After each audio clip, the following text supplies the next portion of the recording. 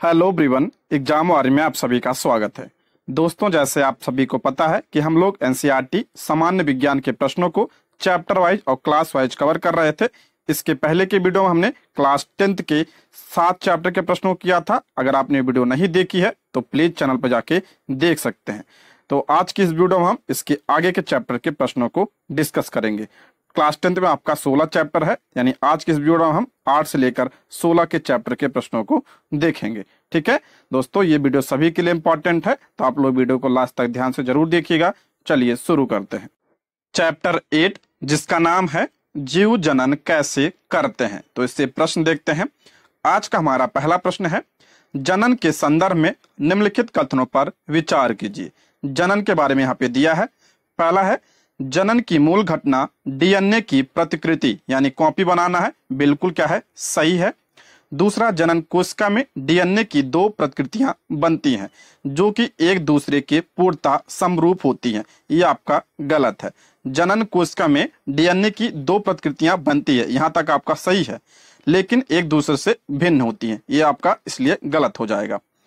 किसी प्रजाति यानी स्पीशीज की समष्टि की अस्थायित्व का संबंध उसके जनन से है। बिल्कुल क्या है, आपका करेक्ट है। इसमें सही पूछा है तो आपका ऑप्शन 20 का राइट आंसर हो जाएगा। 1 और 3 सही है, दूसरा गलत हो जाएगा। ठीक है, व्याख्या देखते हैं, ध्यान से देखिएगा, इंपॉर्टेंट है। कोशिका के केंद्रक के डीएनए में प्रोटीन संश्लेषण हेतु सूचना निहित होती है। इस संदेश के भिन्न होने की अवस्था में बनने वाली प्रोटीन भी भिन्न होती है। विभिन्न प्रोटीन के कारण अंततः शारीरिक अभिकल्प में भी विविधता होगी। अतः जनन की मूल घटना डीएनए की प्रतिकृति बनाना है। डीएनए की प्रतिकृति बनाने के लिए कोशिकाएं विभिन्न रासायनिक क्रियाओं का उपयोग करती हैं। जनन कोशिका में इस प्रकार डीएनए की 2 प्रतिकृतियां बनती हैं तथा एक दूसरे से अलग होना आवश्यक है। इसलिए आपका पहला सही हो जाएगा, दूसरा गलत हो जाएगा। ठीक है, आगे देखते हैं। इसमें उल्लेखनीय है कि कोई भी जैविक रासायनिक प्रक्रिया पूर्ण रूप से विश्वसनीय नहीं होती। संभव है कि डीएनए प्रतिकृति की प्रक्रिया में कुछ विभिन्नताएं आएंगी।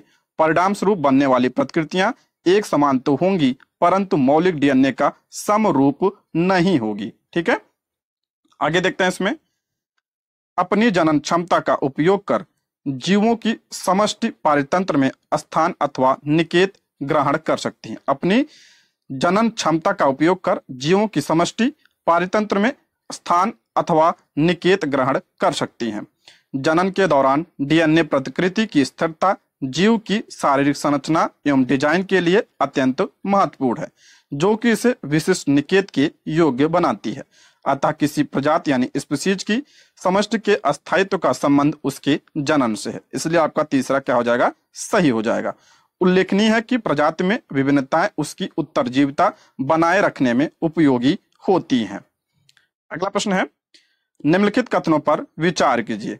पुनरुद्भवन यानी रीजनरेशन में किसी जीव के टूटे हुए भाग से नए जीव का विकास होता है जो कि जनन के समान है। यह आपका क्या हो जाएगा, गलत है।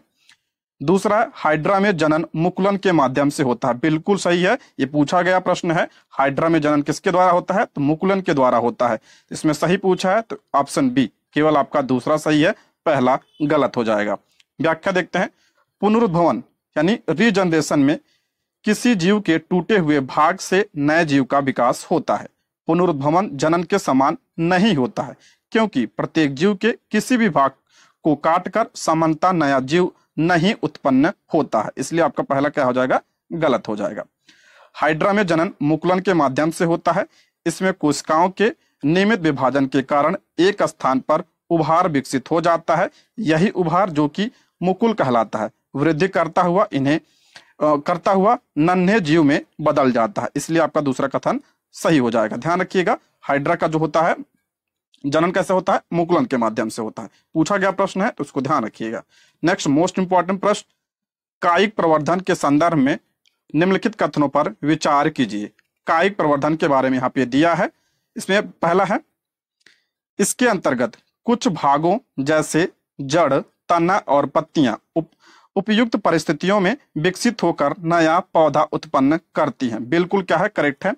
इसके अंतर्गत कुछ भागों जैसे जड़, तना और पत्तियां उपयुक्त परिस्थितियों में विकसित होकर नया पौधा उत्पन्न करती है। बिल्कुल ये क्या है, करेक्ट है। इस प्रक्रिया से उगाए गए पौधे में बीज द्वारा उगाए गए पौधे की अपेक्षा पुष्प व फल अधिक समय में लगते हैं। गलत है, जल्दी लगते हैं, इसलिए गलत हो जाएगा। इस प्रकार से उत्पन्न पौधे आनुवंशिक रूप से जनक पौधे से भिन्न होते हैं। ये भी आपका क्या हो जाएगा, गलत है। समान होते हैं, इसलिए पहला इसमें करेक्ट हो जाएगा, ऑप्शन ए। केवल आपका पहला सही है, दूसरा और तीसरा गलत है। यहाँ पे हम देखते हैं कायिक प्रवर्धन। कायिक प्रवर्धन के अंतर्गत कुछ भागों जैसे जड़, तना और पत्तियां उपयुक्त परिस्थितियों में विकसित होकर नया पौधा उत्पन्न करते हैं। परतन, कलम अथवा रोपण जैसे कायिक प्रवर्धन की तकनीक का उपयोग कृषि में भी किया जाता है, इसलिए पहला कथन क्या है, सही है। इस प्रक्रिया से उगाए गए पौधे में बीज द्वारा उगाए गए पौधों की अपेक्षा पुष्प व फल कम समय में लगते हैं। इसको जरूर ध्यान रखिएगा। इस विधि का एक लाभ यह भी है कि इस प्रकार से उत्पन्न सभी पौधे आनुवंशिक रूप से जनक पौधे के समान होते हैं। ठीक है, इसलिए आपका क्या हो जाएगा, तीसरा गलत हो जाएगा। दोनों पॉइंट इंपॉर्टेंट है, ध्यान रखिएगा। नेक्स्ट आपका निम्नलिखित कथनों पर विचार कीजिए। पहला, ऊतक संवर्धन तकनीक के अंतर्गत पौधे के ऊतक या उसकी कोशिकाओं को उसके शीर्ष के वर्धमान भाग से अलग करके नए पौधे उगाए जाते हैं। बिल्कुल क्या है, सही है। दूसरा है बीजाणु समासंघ अलैंगिक जनन का एक प्रकार है। ये भी आपका क्या है, करेक्ट है। ऑप्शन सी इसका राइट आंसर हो जाएगा। ए, एक और दो दोनों सही है, ऑप्शन सी इसका करेक्ट आंसर हो जाएगा। व्याख्या देखते हैं। देखिए, ऊतक संवर्धन तकनीक के अंतर्गत पौधे के ऊतक या उसकी कोशिकाओं को उसके शीर्ष के वर्धमान भाग से अलग करके नए पौधे उगाए जाते हैं। इस तकनीक द्वारा किसी एकल पौधे से अनेक पौधे संक्रमण मुक्त परिस्थितियों में उत्पन्न किए जा सकते हैं। इस तकनीक का उपयोग सामान्यतः सजावटी फूलों के संवर्धन में किया जाता है। ठीक है, इंपॉर्टेंट है, ये ऊतक संवर्धन के बारे में है। ऊतक समर्थन और बीजाणु समासंघ दोनों ही अलैंगिक जनन के प्रकार हैं। बीजाणु समासंघ का राइजोपस जैसे जीवों में देखने को मिलता है। ब्रेड के ऊपर विकसित धागे के समान संरचनाएं राइजोपस का कवक जाल होती है, जो कि बीजाणु समासंघ का एक उदाहरण है। ठीक, अगला है नर और मादा युग्मकों के संदर्भ में निम्नलिखित कथनों पर विचार कीजिए। इसमें आपका पहला है मादा युग्मक नर युग्मक की अपेक्षा आकार में छोटा और गतिशील होता है। गलत है। दूसरा है नर युग्मक में कोशिका को जो ऊर्जा देने के लिए भोजन का पर्याप्त भंडार होता है। ये आपका गलत है। नर युग्मक में कोशिका को ऊर्जा देने के लिए भोजन का भंडार होता है। ये आपका क्या हो जाएगा, गलत हो जाएगा। तो इसका राइट आंसर हो जाएगा ऑप्शन डी। ना तो आपका पहला सही है, ना तो दूसरा। ऑप्शन डी इसका राइट आंसर हो जाएगा। हम यहाँ व्याख्या देखते हैं। देखिए, मादा युग्मक नर युग्मक की अपेक्षा आकार में बड़ा होता है। मादा युग्मक नर युग्मक की अपेक्षा क्या होता है, आकार में बड़ा होता है। इसमें कोशिका को ऊर्जा देने के लिए भोजन का पर्याप्त भंडार होता है। नर युग्मक मादा युग्मक से छोटा परंतु अधिक गतिशील होता है। इसको भी ध्यान रखिएगा, नर युग्मक मादा युग्मक से छोटा परंतु अधिक गतिशील होता है। नेक्स्ट, पुष्पीय पौधों में लैंगिक जनन के संदर्भ में निम्नलिखित कथनों पर विचार कीजिए। पुष्पीय पौधे में लैंगिक जनन के बारे में यहाँ पे दिया है। पहला है आवृतबीजी यानी एंजियोस्पर्म के जननांग पुष्प में अवस्थित होते हैं। बिल्कुल क्या है, सही है। पुंकेसर और स्त्रीकेसर पुष्प के जनन भाग हैं जिनमें जनन कोशिकाएं होती हैं। बिल्कुल सही है। तो इसका राइट आंसर हो जाएगा आपका ऑप्शन सी। ऑप्शन सी इसका करेक्ट आंसर। दोनों आपके सही हैं। आवृतबीजी यानी एंजियोस्पर्म के जननांग पुष्प में अवस्थित होते हैं। पुंकेसर और स्त्रीकेसर पुष्प के जनन भाग हैं जिनमें जनन कोशिकाएं होती हैं। जब पुष्प के पुंकेसर और स्त्रीकेसर में से केवल एक जननांग उपस्थित होता है तो वह पुष्प क्या होता है, एक लिंगी होता है। ये पूछा गया प्रश्न है, ध्यान रखिएगा। उदाहरण आपका पपीता और तरबूज है। जब पुष्प में आपका पुंकेसर और स्त्रीकेसर दोनों उपस्थित होते हैं तो उसे क्या कहा जाता है, उसे उभय पुष्प, उस पुष्प को क्या कहता है, उभय लिंगी कहा जाता है। जैसे आपका बात करते हैं गुड़हल और सरसों। ठीक है, ये इसके उदाहरण है, ये भी ध्यान रखिएगा। अगला, पुष्पीय पौधे में लैंगिक जननांग के संदर्भ में निम्नलिखित कथनों पर विचार कीजिए। पहला, इसमें पुंकेसर नर जननांग है जो परागकण बनाते हैं। बिल्कुल सही है, इसको ध्यान रखिएगा। पुंकेसर क्या होता है, नर जननांग होता है। स्त्रीकेसर मादा जननांग है। जो पुष्प के केंद्र में अवस्थित होता है, बिल्कुल सही है। स्त्री केसर क्या है आपका? मादा जननांग है। परागकणों का उसी पुष्प के वर्तिकाग्र पर स्थानांतरण स्वपरागण, मोस्ट इंपॉर्टेंट, इसको ध्यान सुनिएगा। परागकणों का उसी पुष्प के वर्तिकाग्र पर स्थानांतरण स्वपरागण, जबकि एक पुष्प से दूसरे पुष्प पर स्थानांतरण पर परागण कहलाता है। बिल्कुल क्या है, ये आपका करेक्ट है। ये पूछा गया प्रश्न है, इसको भी ध्यान रखिएगा। तो ऑप्शन डी इसका राइट आंसर हो जाएगा। तीनों आपके क्या है? करेक्ट है। Option D. देखिए, पुंकेसर नर जननांग है जो पराग कण बनाते हैं। समानता इसका रंग क्या होता है? पीला होता है। स्त्री केसर मादा जननांग है जो पुष्प के केंद्र में अवस्थित होता है। यदि परागकणों का हस्तांतरण उसी पुष्प के वर्तिकाग्र पर होता है तो उसे स्वपरागण, जबकि एक पुष्प से दूसरे पुष्प पर होता है तो यह क्या कहलाता है? पर परागण कहलाता है। इसको ध्यान रखिएगा, इंपॉर्टेंट है। अगला, नर जनन तंत्र के संदर्भ में निम्नलिखित कथनों पर विचार कीजिए। इसमें आपका पहला कह रहा है, शुक्राणु उत्पादन के लिए आवश्यक ताप शरीर के ताप से अधिक होता है। कह रहा है शुक्राणु उत्पादन के लिए आवश्यक ताप शरीर के ताप से अधिक होता है, ये गलत है। टेस्टोस्टेरोन नर में शुक्राणु उत्पादन तथा यौनावस्था के लक्षणों के नियंत्रण का कार्य करता है। बिल्कुल क्या है? करेक्ट है। ऑप्शन इसमें कौन पूछा है? सही पूछा है, तो ऑप्शन बी इसका राइट आंसर हो जाएगा। पहला गलत है, दूसरा सही है। यहां देखते हैं, शुक्राणु का निर्माण वृषण में होता है। ये उदर गुहा के बाहर वृषण कोश में स्थित होते हैं। शुक्राणु का निर्माण कहाँ पे होता है? वृषण में होता है।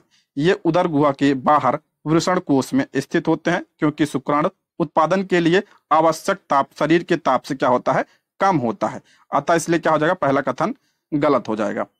टेस्टोस्टेरोन नर में शुक्राणु उत्पादन का यौनावस्था के लक्षणों के नियंत्रण का कार्य करता है। बिल्कुल ये आपका सही है। अगला, मादा जनन तंत्र के संदर्भ में निम्नलिखित कथनों पर विचार कीजिए। मादा जनन तंत्र के बारे में यहाँ पे दिया है। पहला है आपका, मादा में अंडकोशिका का निर्माण अंडाशय में होता है। कह रहा है मादा में अंडकोशिका का निर्माण अंडाशय में होता है। बिल्कुल क्या है? आपका करेक्ट है। निषेचन का कार्य मादा के गर्भाशय में संपन्न होता है। ये आपका क्या हो जाएगा? गलत हो जाएगा। तीसरा है, प्लेसेंटा भ्रूण के पोषण के लिए एक विशेष संरचना है। बिल्कुल क्या है? करेक्ट है। इसमें पूछा क्या है? सही नहीं है। इसमें पूछा कौन सा सही नहीं है, तो आपका दूसरा सही नहीं, यानी ऑप्शन ए इसका राइट आंसर हो जाएगा। केवल दो आपका सही नहीं है। देखिए, मादा में अंडकोशिका का निर्माण अंडाशय में होता है, इसलिए आपका पहला सही है। निषेचन का कार्य मादा की अंड वाहिका में संपन्न होता है। कहाँ पे? अंड वाहिका में। निषेचन के पश्चात निषेचित अंड अथवा युग्मनज गर्भाशय में स्थापित हो जाता है, इसलिए क्या हो जाएगा? दूसरा कथन गलत हो जाएगा। इसको जरूर ध्यान रखिए, इंपॉर्टेंट है।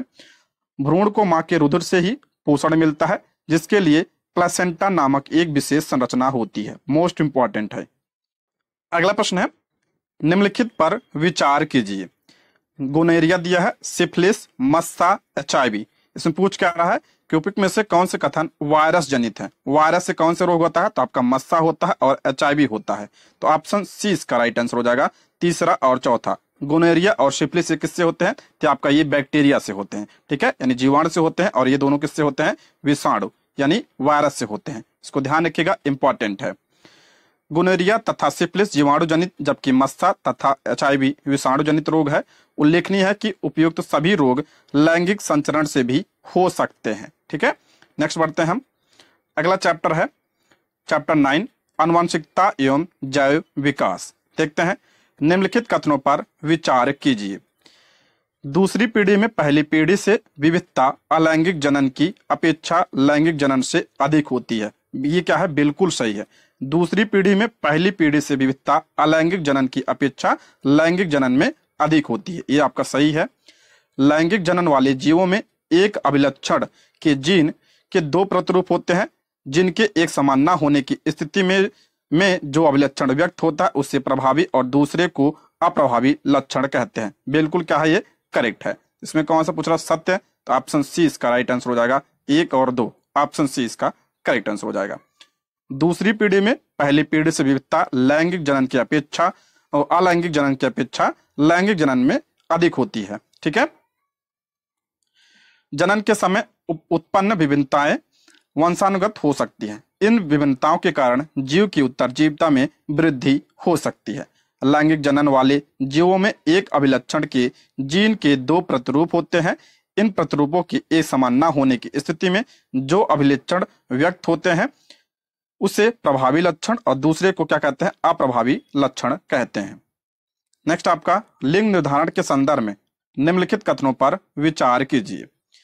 पहला, कुछ प्राणियों में लिंग निर्धारण निषेचित अंडे यानी युग्मक के उष्मायन ताप पर निर्भर करता है। यह आपका बिल्कुल सही है। कुछ प्राणियों में लिंग निर्धारण निषेचित अंडे के उष्मायन ताप पर निर्भर करता है, सही है। घोंघे में लिंग का निर्धारण आनुवंशिक नहीं होता है, यह भी आपका क्या है, सही है। मनुष्य में बच्चों का लिंग निर्धारण उन्हें पिता से प्राप्त हुए गुणसूत्र पर निर्भर करता है, हम पढ़ चुके हैं इसके बारे में, तो ये भी सही है। तो ऑप्शन डी इसका राइट आंसर हो जाएगा, ऑप्शन डी इसका करेक्ट आंसर हो जाएगा। उपयुक्त उन्हें कथन आपके सत्य हैं। कुछ स्पीशीज पूर्ण रूप से पर्यावरण पर निर्भर करते हैं, इसलिए कुछ प्राणियों में लिंग निर्धारण निषेचित अंडे के उष्मायन ताप पर निर्भर करता है कि संतति नर होगी या मादा होगी, इसको जरूर ध्यान रखिएगा। घोंघे जैसे कुछ प्राणी अपना लिंग बदल सकते हैं, जिससे यह पता चलता है कि घोंघे में लिंग का निर्धारण आनुवंशिक नहीं होता है। मानव के सभी गुणसूत्र पूर्ण रूप से युग्म नहीं होते हैं। मानव के सभी गुणसूत्र पूर्ण रूप से युग्म नहीं होते हैं। इनमें अधिकतर गुणसूत्र माता और पिता के गुणसूत्रों के प्रतिरूप होते हैं। इनकी संख्या 22 जोड़े हैं, लेकिन एक युग्म जिसे लिंग सूत्र कहते हैं जो हमेशा पूर्ण जोड़े में नहीं होते हैं। स्त्री में गुणसूत्र का पूर्ण युग्म होता है और दोनों ही एक्स होता है। स्त्री में क्या होता है, एक्स एक्स होता है, और पुरुष में क्या होता है आपका एक्स वाई होता है। ठीक है, जब एक्स इधर से एक्स मान लो, मादा से एक्स और नर से एक्स मिलता है तो क्या एक्स बनेगा, तो ये आपका क्या हो जाएगा, मादा हो जाएगा, मादा शिशु। और अगर इधर से एक्स और इधर से वाई आ गया तो क्या हो गया, तो ये आपका नर शिशु पैदा होता है। ठीक है, यही ध्यान रखिएगा बस। नेक्स्ट अगला प्रश्न है, निम्नलिखित कथनों पर विचार कीजिए। पहला, चार्ल्स रॉबर्ट डार्विन ने प्राकृतिक वर्णन द्वारा जैव विकास का सिद्धांत दिया, बिल्कुल सही है। चार्ल्स रॉबर्ट डार्विन ने प्राकृतिक वर्णन द्वारा जैव विकास का सिद्धांत दिया था, सही है। डार्विन के प्रयोगों से एक पीढ़ी से दूसरी पीढ़ी में लक्षणों की वंशानुगत की कार्यविधि की जानकारी मिलती है, गलत है। यह आपका किसका प्रयोग था, मेंडल का था, तो गलत है ये। मेंडल का सिद्धांत बताता है कि पृथ्वी पर सरल जीवों से जटिल स्वरूप वाले जीवों का विकास किस प्रकार हुआ, तो ये भी आपका गलत है। ये किसका है, तो ये आपका डार्विन का सिद्धांत है। ठीक है, ये डार्विन का सिद्धांत है। इसमें सत्य पूछा है तो ऑप्शन ए केवल आपका पहला सही है। चार्ल्स रॉबर्ट डार्विन ने प्राकृतिक वर्णन द्वारा जैव विकास का सिद्धांत दिया, इसलिए पहला कथन सत्य हो जाएगा। डार्विन का सिद्धांत बताता है कि पृथ्वी पर सरल जीवों से जटिल स्वरूप वाले जीवों का विकास किस प्रकार हुआ, जबकि एक पीढ़ी से दूसरी पीढ़ी में लक्षणों की वंशानुगत की कार्यविधि की जानकारी मेंडल के प्रयोगों से मिलती है। अगला, निम्नलिखित कथनों पर विचार कीजिए। पक्षियों, सरीसृप, जल स्थलचर और स्तनधारियों के 4 पाद होते हैं, ये आपका क्या है, बिल्कुल सही है। दूसरा, जीवों में किसी अंग की आकृति में समानताएं होने का एकमात्र कारण समान पूर्वज परंपरा है, तो ये आपका गलत हो जाएगा। इसमें सत्य पूछा है तो ऑप्शन ए केवल आपका पहला करेक्ट है, दूसरा गलत है। व्याख्या देखते हैं। पक्षियों, सरीसृप, जल स्थलचर और स्तनधारियों के 4 पाद यानी पैर होते हैं। समानता इन सभी पादों की आधारभूत संरचना एक समान है, यद्यपि विभिन्न कशेरुकों में अलग अलग कार्यों के लिए इसमें रूपांतरण हुआ, इसलिए आपका पहला कथन सही हो जाएगा। जीवों में किसी अंग की आकृति में समानताएं होने का एकमात्र कारण समान पूर्वज परंपरा नहीं है, इसलिए आपका दूसरा कथन गलत हो जाएगा। अगला है, आधुनिक मानव का उद्भव निम्नलिखित में से कहाँ हुआ। आधुनिक मानव का उद्भव कहाँ पे, ऑप्शन बी इसका राइट आंसर हो जाएगा, अफ्रीका। आधुनिक मानव यानी होमो सेपियंस का उद्भव अफ्रीका महाद्वीप में हुआ, जो धीरे धीरे पूरे विश्व में फैल गए। आगे अगला प्रश्न है, जीवाश्म के संदर्भ में निम्नलिखित कथनों पर विचार कीजिए। जीवाश्म के बारे में यहाँ पे दिया है। जीवाश्म में किसी जीव की मिट्टी में दब जाने पर मिट्टी में सुरक्षित उसकी छाप को जीवाश्म माना जाता है, बिल्कुल सही है। फॉसिल डेटिंग के अंतर्गत जीवाश्म में पाए जाने वाले किसी एक तत्व के विभिन्न समस्थानिकों के अनुपात के आधार पर जीवाश्म का समय निर्धारण किया जाता है, यह भी आपका क्या है, सही है। तो इसका राइट आंसर हो जाएगा ऑप्शन सी। दोनों आपके कथन सही हैं। किसी जीव के मिट्टी में दब जाने पर यदि उसकी छाप सुरक्षित रह जाए तो जीव के इस प्रकार के परिरक्षित अवशेष जीवाश्म कहलाते हैं। जीवाश्म के समय निर्धारण दो घटक हैं।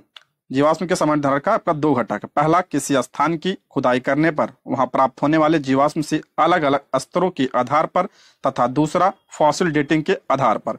फॉसिल डेटिंग के अंतर्गत जीवाश्म में पाए जाने वाले किसी एक तत्व के विभिन्न समस्थानिकों के अनुपात के आधार पर जीवाश्म का समय निर्धारण किया जाता है। ठीक है दोस्तों, यदि आप हमारे चैनल पर नए हैं तो प्लीज चैनल को सब्सक्राइब करें, और अगर आपको वीडियो पसंद आती है तो लाइक, शेयर और कमेंट करें। ठीक है, आप लोग कमेंट करते हैं, शेयर करते हैं, इससे हमें मोटिवेशन मिलता है, जिससे हम आप लोगों के लिए वीडियो को ला पाते हैं। ठीक है, आगे बढ़ते हैं।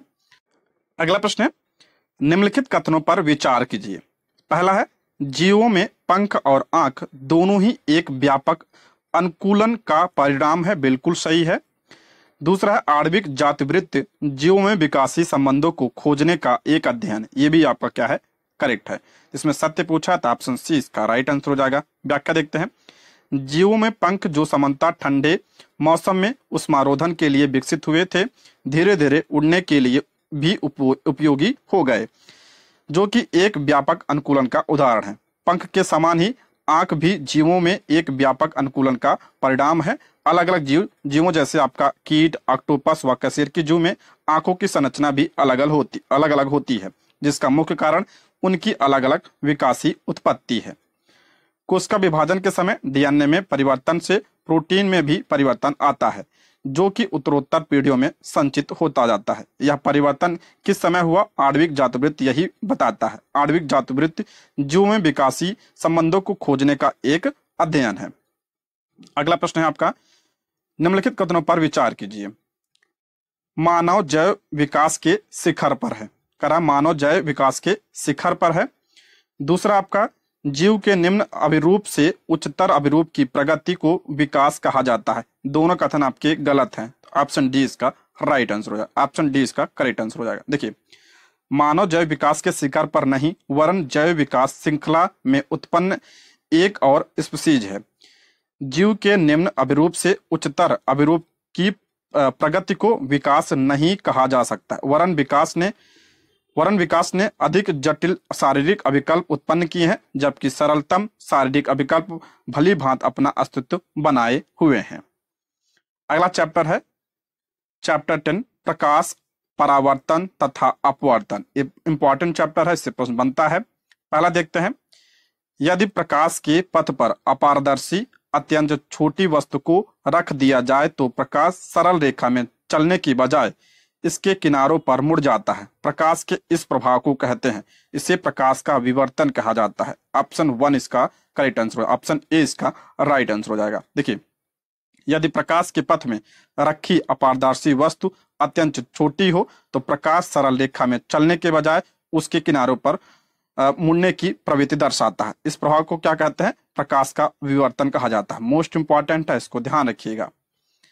प्रकाश के क्वांटम सिद्धांत के अनुसार प्रकाश की प्रकृति है।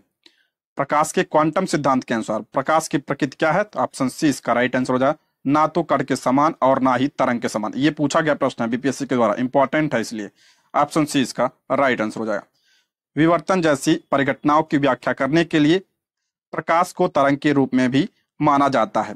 20वीं सदी के प्रारंभ में यह स्पष्ट हो गया कि प्रकाश की द्रव्य के साथ अन्योन्य क्रिया के विवेचन में प्रकाश का तरंग सिद्धांत अपर्याप्त है, तथा प्रकाश प्रायः कणों के प्रवाह की भांति व्यवहार करता है। प्रकाश की सही प्रकृति के बारे में यह उलझन कुछ वर्षों तक चलती रही, जब तक कि प्रकाश आधुनिक क्वांटम सिद्धांत उभर कर सामने नहीं आया, जिसमें प्रकाश को ना तो तरंग माना गया है और ना ही कण।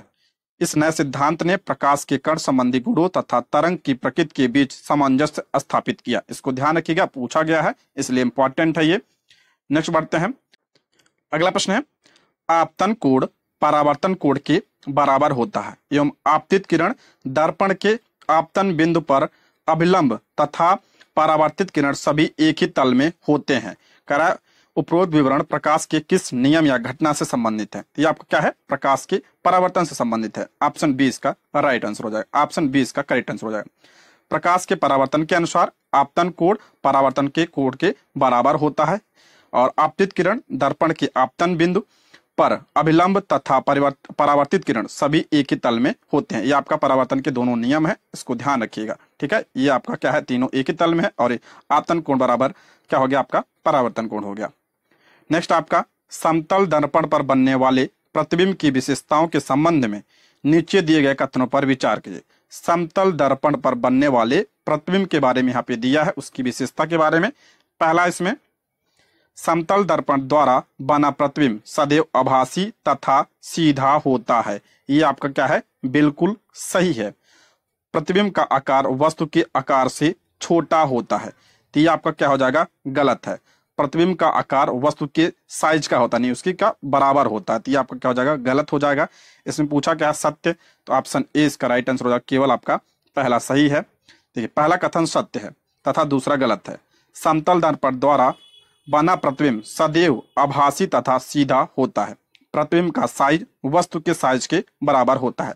प्रतिबिंब दर्पण के पीछे उतनी ही दूरी पर बनता है जितनी ही दूरी पर दर्पण के सामने वस्तु रखी होती है। ये आपका किसका विशेषता है, समतल दर्पण की विशेषता है, इंपॉर्टेंट है ये।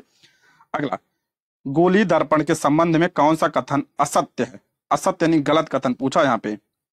पहला है, जिस गोली दर्पण का परावर्तक पृष्ठ गोले के अंदर की ओर वक्रित होता है अवतल दर्पण कहलाता है। बिल्कुल आपका क्या है, करेक्ट है। गोली दर्पण का परावर्तक पृष्ठ कह रहा है, परावर्तक पृष्ठ यानी जहां से प्रकाश परावर्तित होगी गोले के अंदर की ओर वक्रित होता है, उसे क्या कहते हैं, अवतल दर्पण। बिल्कुल सही है, यहाँ पे क्या होता है, अवतल दर्पण होता है। जिस गोली दर्पण का परावर्तक पृष्ठ बाहर की ओर वक्रित होता है उसे क्या कहते हैं, उसे क्या कहा जाता है, आपका उत्तल दर्पण कहा जाता है। ये भी आपका क्या है, करेक्ट है। तीसरा है, उत्तल दर्पण द्वारा वस्तु का प्रतिबिंब वास्तविक तथा उल्टा बनता है। ये आप क्या हो जाएगा, गलत हो जाएगा। ऑप्शन सी इसका राइट आंसर हो जाएगा। उत्तल दर्पण द्वारा वस्तु का प्रतिबिंब आभासी तथा सीधा बनता है। कैसे बनता है, आभासी तथा सीधा, तो ऑप्शन सी इसका राइट आंसर हो जाएगा। ये आपका गलत हो जाएगा। नेक्स्ट, अवतल दर्पण का उपयोग किया जाता है। मोस्ट इंपॉर्टेंट, तो ये तो बहुत बार पूछा गया है। अवतल दर्पण का उपयोग यहाँ पे पूछा है, तो आपका टार्च में सही है। वाहनों के अग्रदीपों में बिल्कुल सही है। दंत विशेषज्ञ द्वारा दांतों का प्रतिबिंब देखने के लिए बिल्कुल सही है। सेविंग दर्पण, ये भी आपका क्या है, सही है। तो ऑप्शन डी ये आपका क्या है, किसके उपयोग है, अवतल दर्पण के उपयोग है।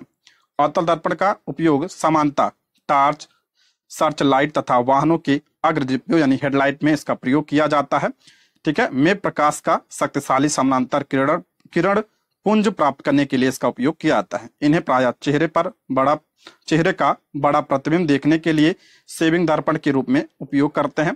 दंत विशेषज्ञ अवतल दर्पण का उपयोग मरीजों के दांतों का बड़ा प्रतिबिंब देखने के लिए करते हैं।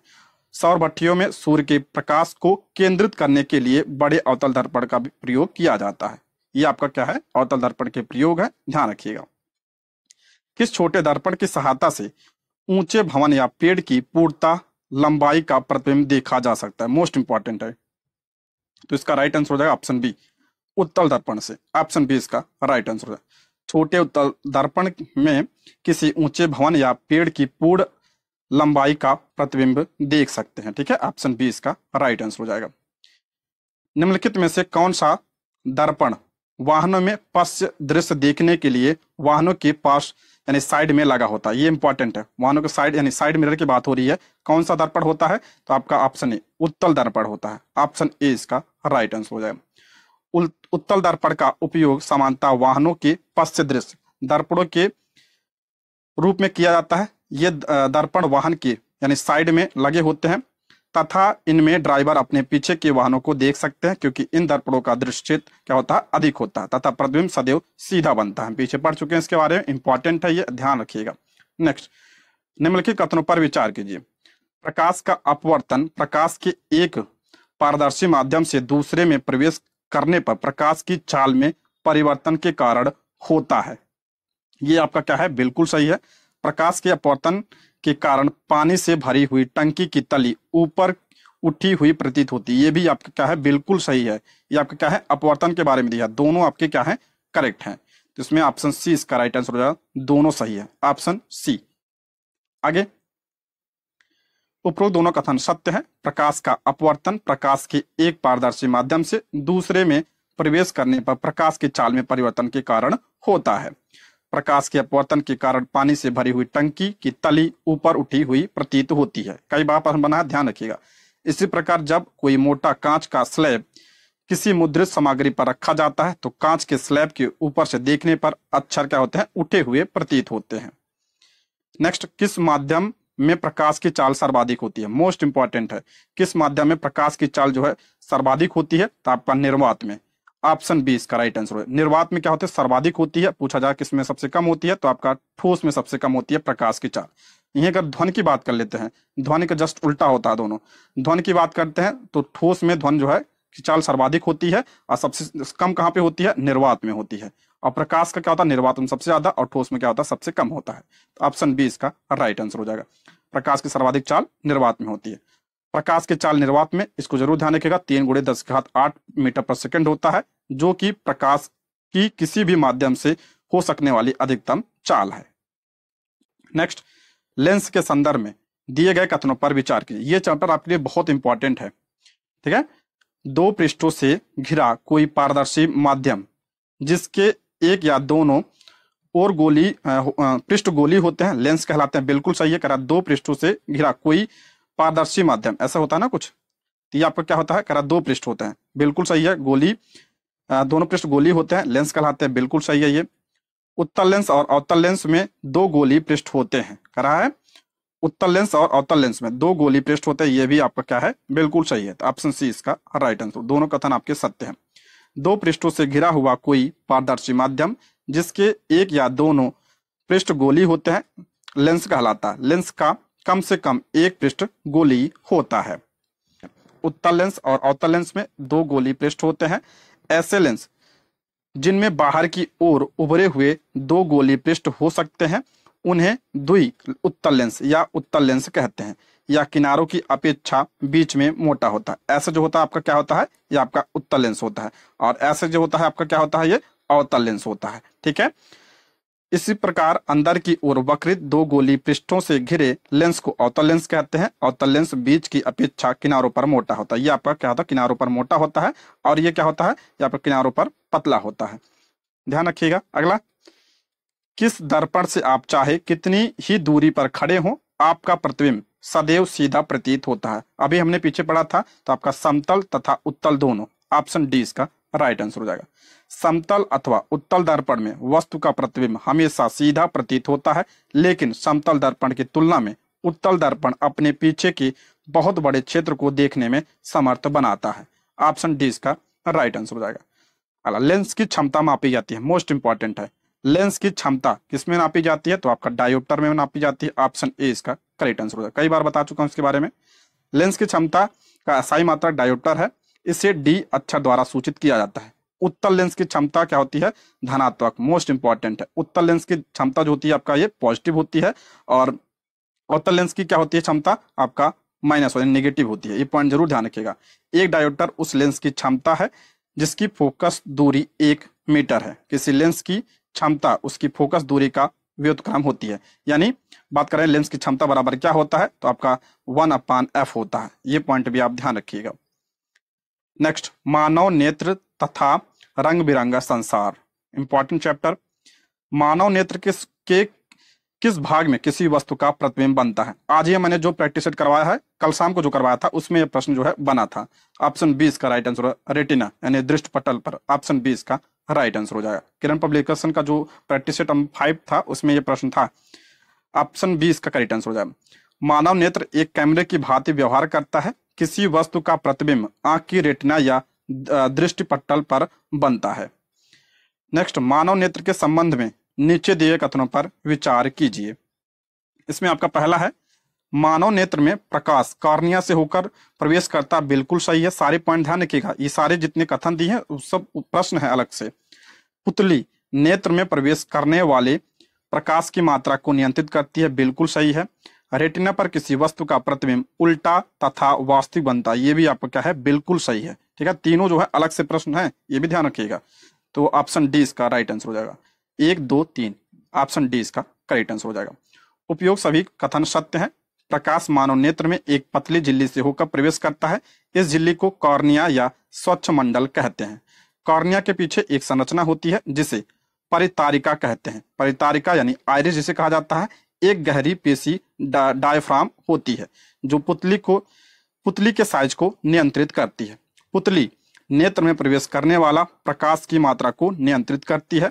रेटिना पर किसी वस्तु का उल्टा तथा वास्तविक प्रतिबिंब बनता है। रेटिना एक कोमल सूक्ष्म झिल्ली होती है जिसमें बृहद संख्या में प्रकाश सुग्राही कोशिकाएं होती हैं। इंपॉर्टेंट है, इसको ध्यान रखिएगा। ठीक, नेक्स्ट बढ़ते हैं हम। कभी कभी अधिक आयु के किसी व्यक्ति के नेत्र का क्रिस्टली लेंस दुधिया तथा धुंधला हो जाता है जिसके कारण नेत्र की दृष्टि में कमी या पूर्ण रूप से दृष्टि क्षय हो जाती है। यह व्यक्ति पीड़ित है। तो आपका मोतियाबिंद से ऑप्शन सी इसका राइट आंसर हो जाएगा। कभी कभी अधिक आयु के कुछ व्यक्तियों के नेत्र का क्रिस्टली लेंस दुधिया तथा धुंधला हो जाता है। इस स्थिति को मोतियाबिंद कहते हैं। इसके कारण नेत्र की दृष्टि में कमी या पूर्ण रूप से दृष्टि क्षय हो जाती है। ऑप्शन सी इसका क्या हो जाएगा, करेक्ट आंसर हो जाएगा। आगे देखते हैं। मोतियाबिंद की शल्य चिकित्सा के पश्चात दृष्टि का वापस लौटना संभव होता है। ये अभी आपका क्या है, करेक्ट है। मोतियाबिंद की शल्य चिकित्सा के पश्चात दृष्टि का वापस लौटना संभव होता है, उसी में पॉइंट था ये। अगला प्रश्न है, निकट दृष्टि दोष के संबंध में नीचे दिए कथनों पर विचार कीजिए। मोस्ट इंपॉर्टेंट है ये। निकट दृष्टि दोष। निकट दृष्टि दोष से पीड़ित व्यक्ति पास रखी वस्तु को स्पष्ट देख सकता है परंतु दूर रखी वस्तु को सुस्पष्ट नहीं देख सकता। बिल्कुल सही है। देखिए, निकट दृष्टि दोष इसका जस्ट अपोजिट होता है। निकट में क्या होता है, आपका दूर की वस्तुएं नहीं दिखाई देती हैं, और दूर में आपका क्या होता है, दूर दृष्टि दोष में उसमें आपका निकट की वस्तुएं नहीं दिखाई देती हैं। ठीक है, ये दोनों ध्यान रखिएगा। तो ये आपका पहला करेक्ट है। निकट दृष्टि दोष युक्त नेत्र में दूर रखी वस्तु का प्रतिबिंब रेटिना के पीछे बनता है। ये आपका गलत हो जाएगा। तो ऑप्शन ए इसका करेक्ट आंसर हो जाएगा। केवल आपका पहला सही है। केवल पहला कथन सत्य है। निकट दृष्टि दोष को निकट दृष्टता भी कहते हैं। निकट दृष्टि दोष से पीड़ित व्यक्ति को निकट की वस्तु दिखाई देती है परंतु दूर की वस्तुओं को वह सुस्पष्ट नहीं देख पाता है। ऐसे दोष युक्त व्यक्ति का दूर बिंदु अनंत पर ना होकर नेत्र के पास आ जाता है। ऐसा व्यक्ति कुछ मीटर पर दूर रखी वस्तुओं को सुस्पष्ट देख पाता है। निकट दृष्टि दोष नेत्र में किसी दूर रखी वस्तु का प्रतिबिंब रेटिना पर ना बनकर रेटिना के सामने बनता है। इस दोष से उत्पन्न होने के कारण अभिनेत्र की वक्रता का अत्यधिक होना अथवा नेत्र गोलक का लंबा हो जाना है। अगला है, निकट दृष्टि दोष दूर करने के लिए निम्नलिखित में से कौन सा लेंस उपयोग में लाया जा सकता है। बहुत इंपॉर्टेंट है। निकट दृष्टि दोष के लिए कौन सा लेंस, आपका अवतल लेंस। ऑप्शन बी इसका राइट आंसर हो जाएगा। अवतल लेंस का प्रयोग किया जाता है। ऑप्शन बी इसका करेक्ट आंसर हो जाएगा। दीर्घ दृष्टि दोष यानी दूर दृष्टि दोष की बात हो रही है वाली व्यक्ति के संबंध में नीचे दिए गए कथनों पर विचार कीजिए। अभी हमने निकट के बारे में पढ़ा, अब हम दूर के बारे में पढ़ेंगे। इसमें आपका पहला है, इसमें व्यक्ति दूर की वस्तु को स्पष्टता देख लेता है। इसमें क्या होता है, दूर की वस्तु को स्पष्टता देख लेता है। बिल्कुल सही है, क्योंकि दूर में क्या होता है, अभी मैंने बताया जस्ट अपोजिट होता है। इसमें निकट रखी वस्तु का प्रतिबिंब रेटिना के पीछे बनता है। ये भी आपका क्या है, बिल्कुल सही है। इस दोष को दूर करने के लिए उत्तल लेंस का उपयोग किया जाता है। बहुत इंपॉर्टेंट है, ध्यान रखिएगा। ये भी आपका क्या है, करेक्ट है। तो ऑप्शन क्या हो जाएगा इसमें, डी इसका राइट आंसर हो जाएगा। उपयोग सभी, ऑप्शन डी इसका करेक्ट आंसर हो जाएगा। दीर्घ दृष्टि दोष को दूर दृष्टता भी कहा जाता है। दीर्घ दृष्टि दोष युक्त कोई व्यक्ति दूर की वस्तुओं को स्पष्ट देख सकता है परंतु निकट रखी वस्तुओं को स्पष्ट नहीं देख पाता है। ऐसे दोष युक्त व्यक्ति का निकट बिंदु समान निकट बिंदु से दूर हट जाता है। इसका कारण है कि पास रखी वस्तु से आने वाली प्रकाश किरणें दृष्टिपटल यानी रेटिना के पीछे फोकस होती हैं। इस दोष से उत्पन्न होने के कारण अब नेत्र लेंस की फोकस दूरी का अत्यधिक हो जाना तथा नेत्र गोलक का छोटा हो जाना होता है। इस दोष को उपयुक्त क्षमता के उत्तल लेंस का उपयोग करके सही किया जा सकता है। इंपॉर्टेंट है, इसको ध्यान रखिएगा। हम बात करते हैं निकट के लिए कौन सा, निकट के लिए आपका अवतल लेंस और दूर के लिए कौन सा, आपका उत्तल लेंस। ठीक है, पूछा जाता है, इसको ध्यान रखिए, बहुत इंपॉर्टेंट है। अगला है, पक्षमाभी पेशियों के धीरे धीरे दुर्बल होने तथा क्रिस्टली लेंस के लचीलेपन में कमी आने के कारण कौन सा दृष्टि दोष होता है। तो इसके कारण कौन सा, तो आपका जरा दृष्टि दोष। ऑप्शन क्या हो जाएगा, बी इसका राइट आंसर हो जाएगा। जरा दूर दृष्टता होती है, ऑप्शन बी इसका राइट आंसर हो जाएगा। देखते हैं, आय में वृद्धि होने के साथ साथ मानव नेत्र भी समंजन क्षमता घट जाती है। मानव नेत्र की जो समंजन क्षमता होती है वो घट जाती है। अधिकांश व्यक्तियों का निकट बिंदु दूर हट जाता है। संशोधन चश्मे के बिना उन्हें पास की वस्तुओं को आराम से सुस्पष्ट देखने में कठिनाई होती है। इस दोष को जरा दूरदृष्टता कहते हैं। यह पक्षमाभी पेशियों के धीरे धीरे दुर्बल होने तथा क्रिस्टलीय लेंस के लचीलेपन में कमी आने के कारण होता है। कभी कभी किसी व्यक्ति के नेत्र में दोनों ही प्रकार के दोष यानी निकट दृष्टि तथा दूर दृष्टि हो सकते हैं। ऐसे व्यक्तियों को सुस्पष्ट देखने के लिए प्रायः द्विफोस की लेंस की आवश्यकता होती है, यानी उसमें दोनों प्रकार के लेंस का प्रयोग होता है। नेक्स्ट आपका, नेत्रदान के दौरान आंख के किस भाग का उपयोग प्रत्यारोपण के लिए किया जाता है? नेत्रदान के दौरान आंख के किस भाग का उपयोग प्रत्यारोपण के लिए? तो आपका कॉर्निया का किया जाता है। ऑप्शन डी इसका राइट आंसर हो जाएगा। नेत्रदान में नेत्र के कॉर्निया भाग को निकाला जाता है तथा दूसरे व्यक्ति में प्रत्यारोपित किया जाता है। कॉर्निया अंधता से पीड़ित व्यक्तियों को नेत्रदान द्वारा प्राप्त कॉर्निया के प्रत्यारोपण से ठीक किया जा सकता है। नेत्रदान करने वाला व्यक्ति किसी भी आयु, वर्ग अथवा लिंग का हो सकता है। चश्मा पहनने वाला या मोतियाबिंद का ऑपरेशन करा चुके व्यक्ति भी नेत्रदान कर सकते हैं। मधुमेह अथवा उच्च रक्तचाप से पीड़ित यानी हाई ब्लड प्रेशर से पीड़ित व्यक्ति, दमे के रोगी तथा वे व्यक्ति जिन्हें कोई संक्रामक रोग है वे नेत्रदान नहीं कर सकते हैं। ठीक है, अगला है, प्रकाश यदि किसी प्रिज्म से होकर गुजरता है तो कौन सा रंग सबसे अधिक विक्षेपित यानी मुड़ता है? ये पूछा गया प्रश्न है, बीपीएससी तैयारी 2 में पूछा था ये। तो ऑप्शन क्या हो जाएगा? ए इसका करेक्ट आंसर हो जाएगा, बैगनी रंग। ऑप्शन ए इसका करेक्ट आंसर हो जाएगा। किसी प्रिज्म से गुजरने के पश्चात प्रकाश के विभिन्न वर्ण आपतित किरण के सापेक्ष अलग अलग कोणों पर मुड़ते यानी विक्षेपित हैं। बैगनी रंग सबसे अधिक विक्षेपित यानी मुड़ता है, ठीक है, तथा लाल रंग जो है सबसे कम विक्षेपित होता है। ये आपका प्रिज्म है, यहाँ से हम जब गुजारते हैं सबसे, ये आपका क्या होता है 7 रंगों में विभाजित होता है और सबसे ज्यादा विक्षेपित कौन सा होता है? बैगनी। और सबसे कम होता है कौन? लाल होता है। अगला, तारों का टिमटिमाना प्रकाश की किस घटना के कारण होता है? ये तो बहुत बार आ चुका है, प्रश्न आया भी है, ये बीपीएससी तैयारी 1 या 2 में आया था। तो ऑप्शन बी इसका राइट आंसर हो जाएगा, प्रकाश का अपवर्तन की वजह से होता है। ऑप्शन बी इसका राइट आंसर हो जाएगा। वायुमंडलीय अपवर्तन के कारण ही तारे टिमटिमाते हुए प्रतीत होते हैं।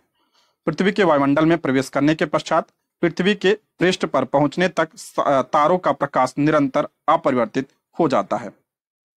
चूंकि तारे बहुत दूर हैं और वे प्रकाश के बिंदु स्रोत के सन्निकट हैं और तारों से आने वाली प्रकाश किरणों का पथ थोड़ा थोड़ा परिवर्तित होता रहता है, अतः तारे की आभासी स्थिति विचलित होती रहती है तथा आंखों में प्रवेश करने वाले तारों के प्रकाश की मात्रा झिलमिलाती रहती है, जिसके कारण कोई तारा कभी चमकीला प्रतीत होता है तो कभी धुंधला, जो कि टिमटिमाहट का प्रभाव है। नेक्स्ट, वास्तविक सूर्यास्त तथा आभासी सूर्यास्त के बीच लगभग कितने समय का अंतर होता है? तो इसमें आपका 2 मिनट का होता है। ऑप्शन 2 सी इसका राइट आंसर हो जाएगा। वायुमंडलीय अपवर्तन के कारण वास्तविक सूर्यास्त तथा आभासी सूर्यास्त के बीच समय का अंतर लगभग 2 मिनट होता है। वायुमंडलीय अपवर्तन के कारण ही सूर्य हमें वास्तविक सूर्योदय से लगभग 2 मिनट पूर्व दिखाई देने लगता है। वास्तविक सूर्योदय से हमारा अर्थ है सूर्य द्वारा वास्तव में क्षितिज को पार करना। अगला प्रश्न है, निम्नलिखित कथनों पर विचार कीजिए। कोलाइडी कणों द्वारा प्रकाश के अपवर्तन की परिघटना टिंडल प्रभाव उत्पन्न करती है। दूसरा आपका, घने जंगल के वितान से सूर्य के प्रकाश के गुजरने के दौरान टिंडल प्रभाव देखा जा सकता है। ये कल हमने पढ़ा था इसके बारे में, ये आपका पहला गलत हो जाएगा, दूसरा सही है। ऑप्शन बी केवल आपका 2 करेक्ट है। यह पहला कथन आपका सत्य है। पृथ्वी का वायुमंडल सूक्ष्म कणों का एक विषमांगी मिश्रण है। इन कणों में धुआं, जल और जल की सूक्ष्म बूंदें, धूल के निलंबित कण तथा वायु के अणु सम्मिलित होते हैं। जब कोई प्रकाश किरण पुंज ऐसे महीन कणों से टकराता है तो उस किरण पुंज का मार्ग दिखाई देने लगता है। इन कणों से विकसित प्रकाश परावर्तित होकर हमारे पास तक पहुंचता है। कोलाइडी कणों द्वारा प्रकाश के प्रकीर्णन की परिघटना टिंडल प्रभाव उत्पन्न करती है। ठीक है, दूसरा कथन सत्य है। जब किसी घने जंगल के वितान से सूर्य का प्रकाश गुजरता है तो टिंडल प्रभाव को देखा जा सकता है। जंगल के कुहासे में जल की सूक्ष्म बूंदें प्रकाश का प्रकीर्णन कर देती हैं। इसको भी आप ध्यान रखिएगा। आगे बढ़ते हैं। निम्नलिखित में से कौन सी परिघटनाएं प्रकाश के प्रकीर्णन के कारण होती है? बहुत इंपॉर्टेंट है, प्रकाश के प्रकीर्णन के कारण पूछ रहा कौन सी परिघटनाएं होती हैं। इसमें आपका आकाश का रंग नीला दिखाई देना बिल्कुल सही है, प्रकीर्णन की वजह से होता है। समुद्र के जल का रंग नीला दिखाई देना ये भी आपका इसी वजह से होता है। तारों का टिमटिमाना ये आपका अभी हमने पढ़ा किसकी वजह से होता है, ये अपवर्तन की वजह से होता है, तो ये आपका गलत हो जाएगा। चौथा, सूर्योदय तथा सूर्यास्त के समय सूर्य का लाल दिखाई देना ये भी आपको किसके कारण होता है, प्रकीर्णन के कारण होता है। तो इसमें करेक्ट हो जाएगा क्या, ऑप्शन डी इसका राइट आंसर हो जाएगा। 1 2 4 ऑप्शन डी इसका राइट आंसर हो जाएगा। प्रकृति में निम्नलिखित परिघटनाएं प्रकाश के प्रकीर्णन के कारण होती हैं। आपका आकाश का रंग नीला, गहरे समुद्र के जल का रंग नीला, सूर्योदय तथा सूर्यास्त के समय सूर्य का लाल रंग का दिखाई देना, ये सब किसकी वजह से, प्रकीर्णन के कारण होता है। अत्यधिक ऊंचाई पर उड़ते हुए यात्री को आकाश किस रंग का दिखाई देता है, तो ऑप्शन बी इसका राइट आंसर, काला, ऑप्शन बी इसका राइट आंसर हो जाएगा। यदि पृथ्वी पर वायुमंडल ना हो तो कोई प्रकीर्णन नहीं होगा। प्रकीर्णन की अनुपस्थिति में आकाश काला प्रतीत होता है। अत्यधिक ऊंचाई पर उड़ते हुए यात्रियों को आकाश काला प्रतीत होता है क्योंकि अधिक ऊंचाई पर प्रकीर्णन सुस्पष्ट नहीं होता है। अगला है कथन दिया है और कारण दिया है। खतरे का सिग्नल लाल रंग का बनाया जाता है। दूसरा आपका लाल रंग का प्रकीर्णन सबसे कम होता है, बिल्कुल सही है, इसलिए बनाया जाता है क्योंकि लाल रंग का जो होता है प्रकीर्णन सबसे कम होता है, इसलिए जो खतरे का सिग्नल होता है उसे क्या बनाया जाता है, लाल बनाया जाता है। इसमें आपका दोनों कथन सही है, तो इसका राइट आंसर हो जाएगा ऑप्शन ए, यानी दोनों कथन सही है। खतरे का सिग्नल लाल रंग का बनाए जाने का मुख्य कारण यह है कि लाल रंग का सबसे कम प्रकीर्णन होता है तथा यह दूर से सर्वाधिक स्पष्ट दिखाई देता है। वायुकोड़े में कम विकड़ित होने वाला लाल रंग व्यक्ति तक अधिक मात्रा में पहुंचता है और दिखाई पड़ता है तथा उद्देश्य की पूर्ति करता है। लाल रंग कोहरे व धुएं में भी सबके कम प्रकीर्णित होने सबसे कम प्रकीर्णित होता है। लाल रंग का प्रकीर्णन सबसे कम होता है। अब पूछा जाए सबसे ज्यादा किसका होता है, तो आपका बैगनी रंग का प्रकीर्णन सबसे ज्यादा होता है। अगर पूछा जाए कि तरंग दैर्घ्य सबसे ज्यादा होता है तो लाल रंग का तरंग दैर्घ्य सबसे ज्यादा होता है और सबसे कम पूछा जाए तो बैगनी का होता है। इसको भी आप ध्यान रख लीजिएगा। अगला मोस्ट इंपॉर्टेंट चैप्टर विद्युत। इसमें आपका पहला चैप्टर प्रश्न है, विद्युत धारा की दिशा होती है। विद्युत धारा की दिशा, तो ऑप्शन ए इसका राइट आंसर हो जाएगा, परिपथ में इलेक्ट्रॉनों के प्रवाह की दिशा के विपरीत होती है। ऑप्शन 2 इसका करेक्ट आंसर हो जाएगा। किसी विद्युत धारा के सतत यानी चालू तथा बंद पथ को विद्युत परिपथ कहते हैं। किसी विद्युत परिपथ में इलेक्ट्रॉन जो ऋण आवेशित हैं के प्रवाह की दिशा के विपरीत दिशा को विद्युत प्रवाह की दिशा माना जाता है। अगला, निम्नलिखित में से कौन सा युग्म सही सुमेलित है। बहुत इंपॉर्टेंट प्रश्न है, इसमें पूछ रहा है कौन सा सही सुमेलित है। विद्युत आवेश का मात्रक एम्पियर, ये आपका गलत है। विद्युत धारा का मात्रक क्या होता है, कूलाम, ये भी गलत है। विद्युत धारा मापने का यंत्र एमीटर, ये बिल्कुल करेक्ट है। इसका राइट आंसर हो जाएगा ऑप्शन डी। ऑप्शन डी इसका करेक्ट आंसर हो जाएगा।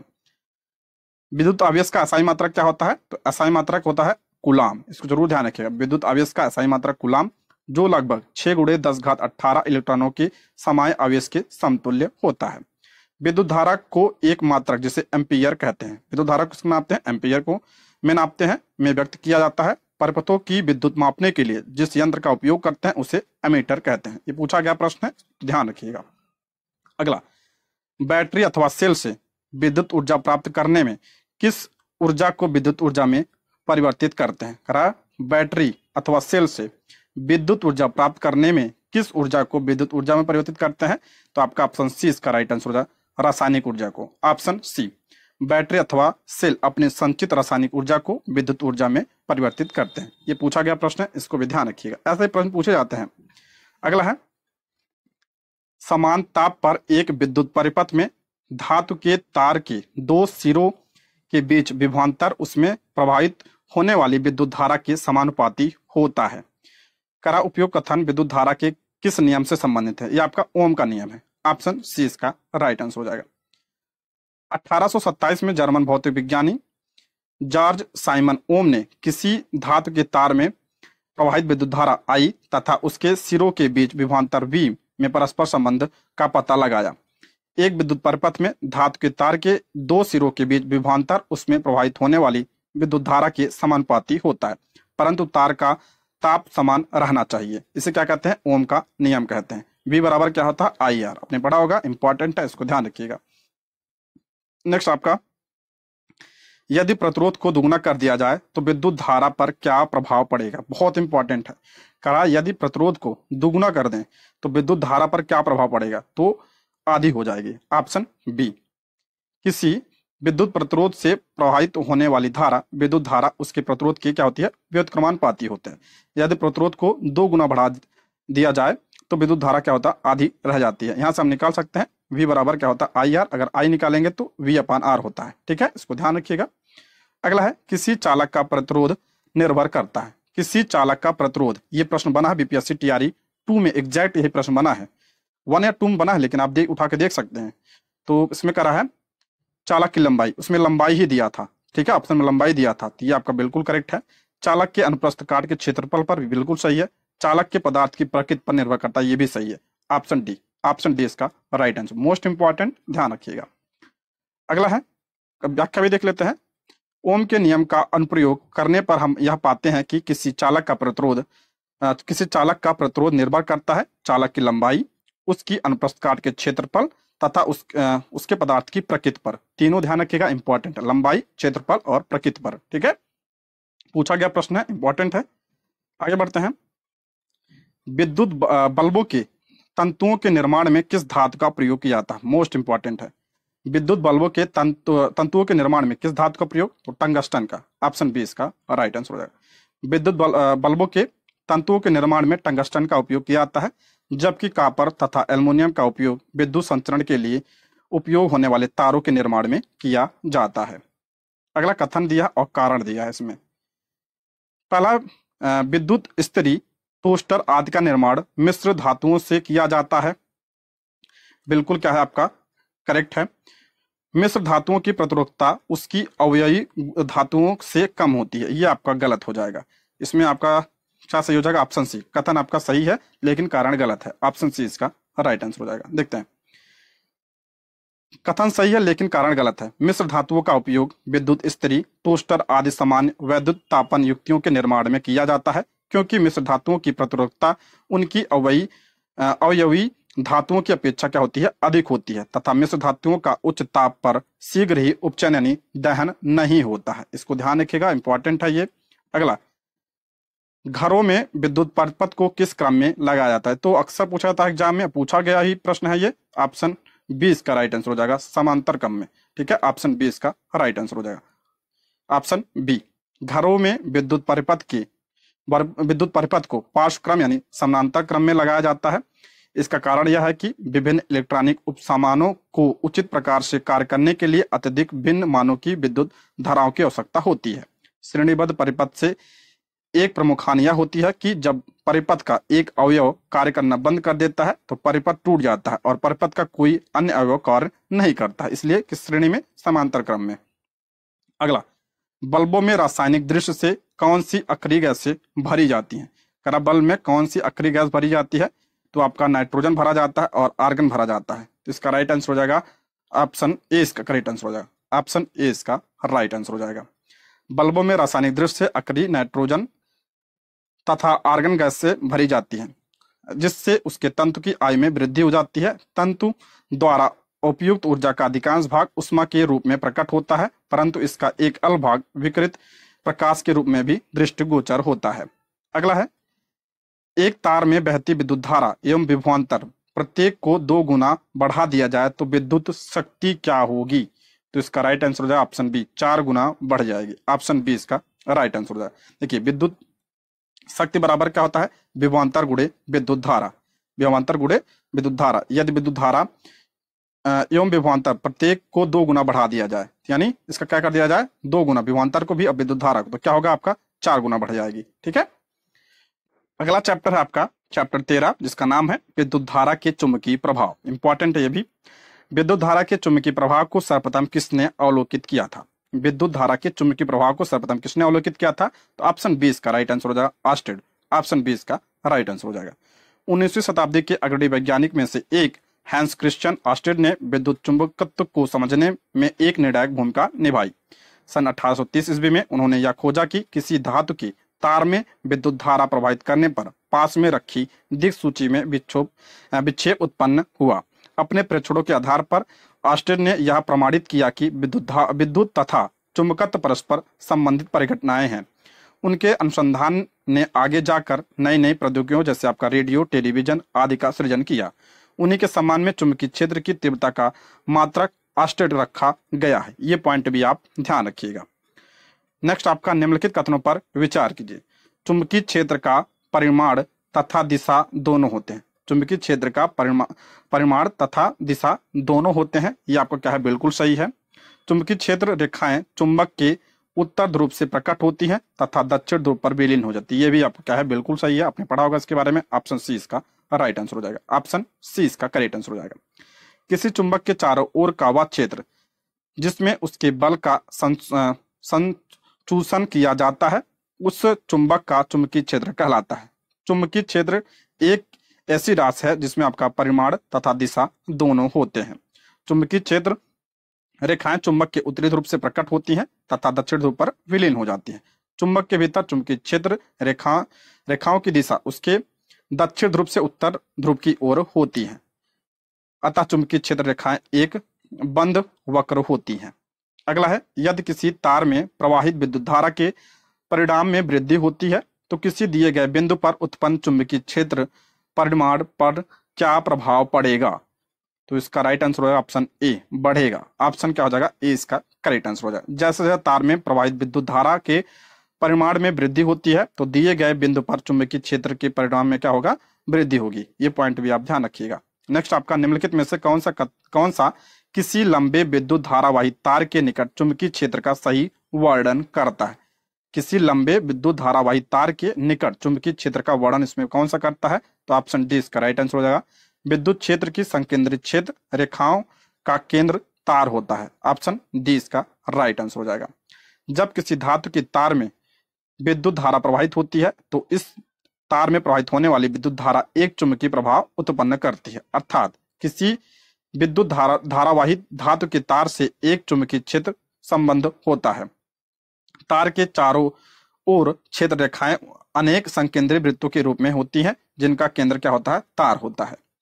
अगला है, हमारे शरीर के किन अंगों के द्वारा चुंबकीय क्षेत्र उत्पन्न किया जाता है? इंपॉर्टेंट है। कह रहा है हमारे शरीर के किन अंगों के द्वारा चुंबकीय क्षेत्र उत्पन्न किया जाता है? इसमें आपका पहला दिया है मस्तिष्क, वृक्क, हृदय, यकृत। इसका राइट आंसर हो जाएगा आपका ऑप्शन सी इसका राइट आंसर हो जाएगा। ऑप्शन सी इसका करेक्ट आंसर हो जाएगा। मस्तिष्क और कौन सा हो जाएगा, हृदय। ऑप्शन सी इसका करेक्ट आंसर हो जाएगा। नेक्स्ट बढ़ते हैं, व्याख्या भी देख लेते हैं। मानव शरीर के दो मुख्य भाग जिसमें चुंबकीय क्षेत्र का उत्पन्न होना महत्वपूर्ण है, आपका हृदय और मस्तिष्क। शरीर के भीतर चुंबकीय क्षेत्र शरीर के विभिन्न भागों के प्रतिबिंब प्राप्त करने का आधार बनाता है। ऐसी एक विशेष तकनीक जिसे चुंबकीय अनुनाद प्रतिबिंबन कहते हैं के उपयोग द्वारा किया जाता है। चिकित्सा निदान में इन प्रतिबिंबों का विश्लेषण सहायक होता है। इस प्रकार चिकित्सा विज्ञान में चुंबकत्व का महत्वपूर्ण योगदान है। अगला, विद्युत मोटर एक ऐसी युक्ति है जो परिवर्तित करती है। इंपॉर्टेंट है, विद्युत मोटर। तो आपका ऑप्शन बी इसका राइट आंसर हो जाएगा। विद्युत ऊर्जा को यांत्रिक ऊर्जा में पूछा गया प्रश्न है बीपीएससी के द्वारा। ऑप्शन बी इसका राइट आंसर हो जाएगा।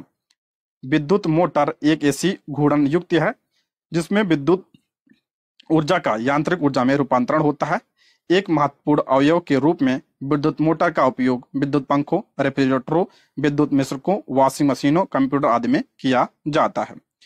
विद्युत जनित बहुत इंपॉर्टेंट है। यदि जनरेटर परिवर्तित करता है तो ये आपको क्या करता है, यांत्रिक ऊर्जा को विद्युत ऊर्जा में परिवर्तित करता है। मोस्ट इंपॉर्टेंट है। ऑप्शन क्या हो जाएगा, सी इसका राइट आंसर हो जाएगा। विद्युत जनित या डायनमो, कल भी हम जो प्रैक्टिस सेट कर रहे थे उसमें प्रश्न आया था, जो प्रीवियस ईयर मैंने कराया था उसमें भी ये प्रश्न है। चुंबकीय प्रेरण के सिद्धांत पर आधारित एक ऐसा उपकरण है जो यांत्रिक ऊर्जा को विद्युत ऊर्जा में परिवर्तित करता है। विद्युत जनित्र में यांत्रिक ऊर्जा का उपयोग चुंबकीय क्षेत्र में रखे किसी चालक को घूर्णी गति प्रदान करने में किया जाता है, जिसके फलस्वरूप विद्युत धारा उत्पन्न होती है। दोस्तों, आप प्रीवियस ईयर क्वेश्चन जरूर देख लीजिए, मैंने फिजिक्स का डाला है उसको जरूर देख लीजिएगा। इंपॉर्टेंट है, किस प्रकार के प्रश्न आते हैं ये आपको पता चल जाएगा। ठीक है, निम्नलिखित कथनों पर विचार कीजिए। दृष्ट धारा यानी डीसी सदैव एक दिशा में प्रवाहित होती है। दूसरा आपका प्रत्यावर्ती धारा यानी एसी एक निश्चित समय अंतराल के बाद अपनी दिशा में परिवर्तन कर लेती है। ये आपका क्या बिल्कुल सही है, पहला भी सही है। तीसरा आपका सुदूर स्थानों पर विद्युत धारा को प्रत्यावर्ती धारा के रूप में प्रेषित किया जाता है। बिल्कुल क्या है, करेक्ट है। इसमें सही पूछा है तो ऑप्शन डी इसका राइट आंसर हो जाएगा। उपयुक्त सभी इसमें सही है, ऑप्शन डी। देखिए, दिष्ट धारा यानी डीसी तथा प्रत्यावर्ती धारा यानी एसी के बीच यह अंतर है कि दिष्ट धारा सदैव एक ही दिशा में प्रवाहित होती है, जो आपका डीसी होता है सदैव एक ही दिशा में, जबकि प्रत्यावर्ती धारा एक निश्चित अंतराल के पश्चात अपनी दिशा को परिवर्तित करती रहती है। आजकल जितने भी विद्युत शक्ति संयंत्र स्थापित किए जा रहे हैं उनमें अधिकांश में प्रत्यावर्ती विद्युत धारा का उत्पादन होता है। भारत में उत्पादित प्रत्यावर्ती विद्युत धारा 1/100 सेकंड के पश्चात अपनी दिशा परिवर्तित करती है, अर्थात इस प्रत्यावर्ती धारा यानी एसी की आवृत्ति 50 हर्ट्ज है। डीसी की तुलना में एसी एक महत्वपूर्ण लाभ यह है डीसी की तुलना में एसी का एक महत्वपूर्ण लाभ यह है कि विद्युत शक्ति को सुदूर स्थानों पर बिना अधिक ऊर्जा क्षय के प्रेषित किया जा सकता है। ठीक है, अगला, हमारे घरों में जो विद्युत की सप्लाई की जाती है वह कितने वोल्ट तथा हर्ट्ज पर होती है? इंपॉर्टेंट है ये, ऑप्शन क्या हो जाएगा? ए इसका राइट आंसर हो जाएगा। 220 वोल्ट की होती है और 50 हर्ट्ज की होती है, ऑप्शन ए इसका राइट आंसर हो जाएगा। अगला चैप्टर आपका ऊर्जा के स्रोत, इंपॉर्टेंट है। भारत में ऊर्जा की आवश्यकता की पूर्ति के लिए विभिन्न स्रोतों का उपयोग किया जाता है।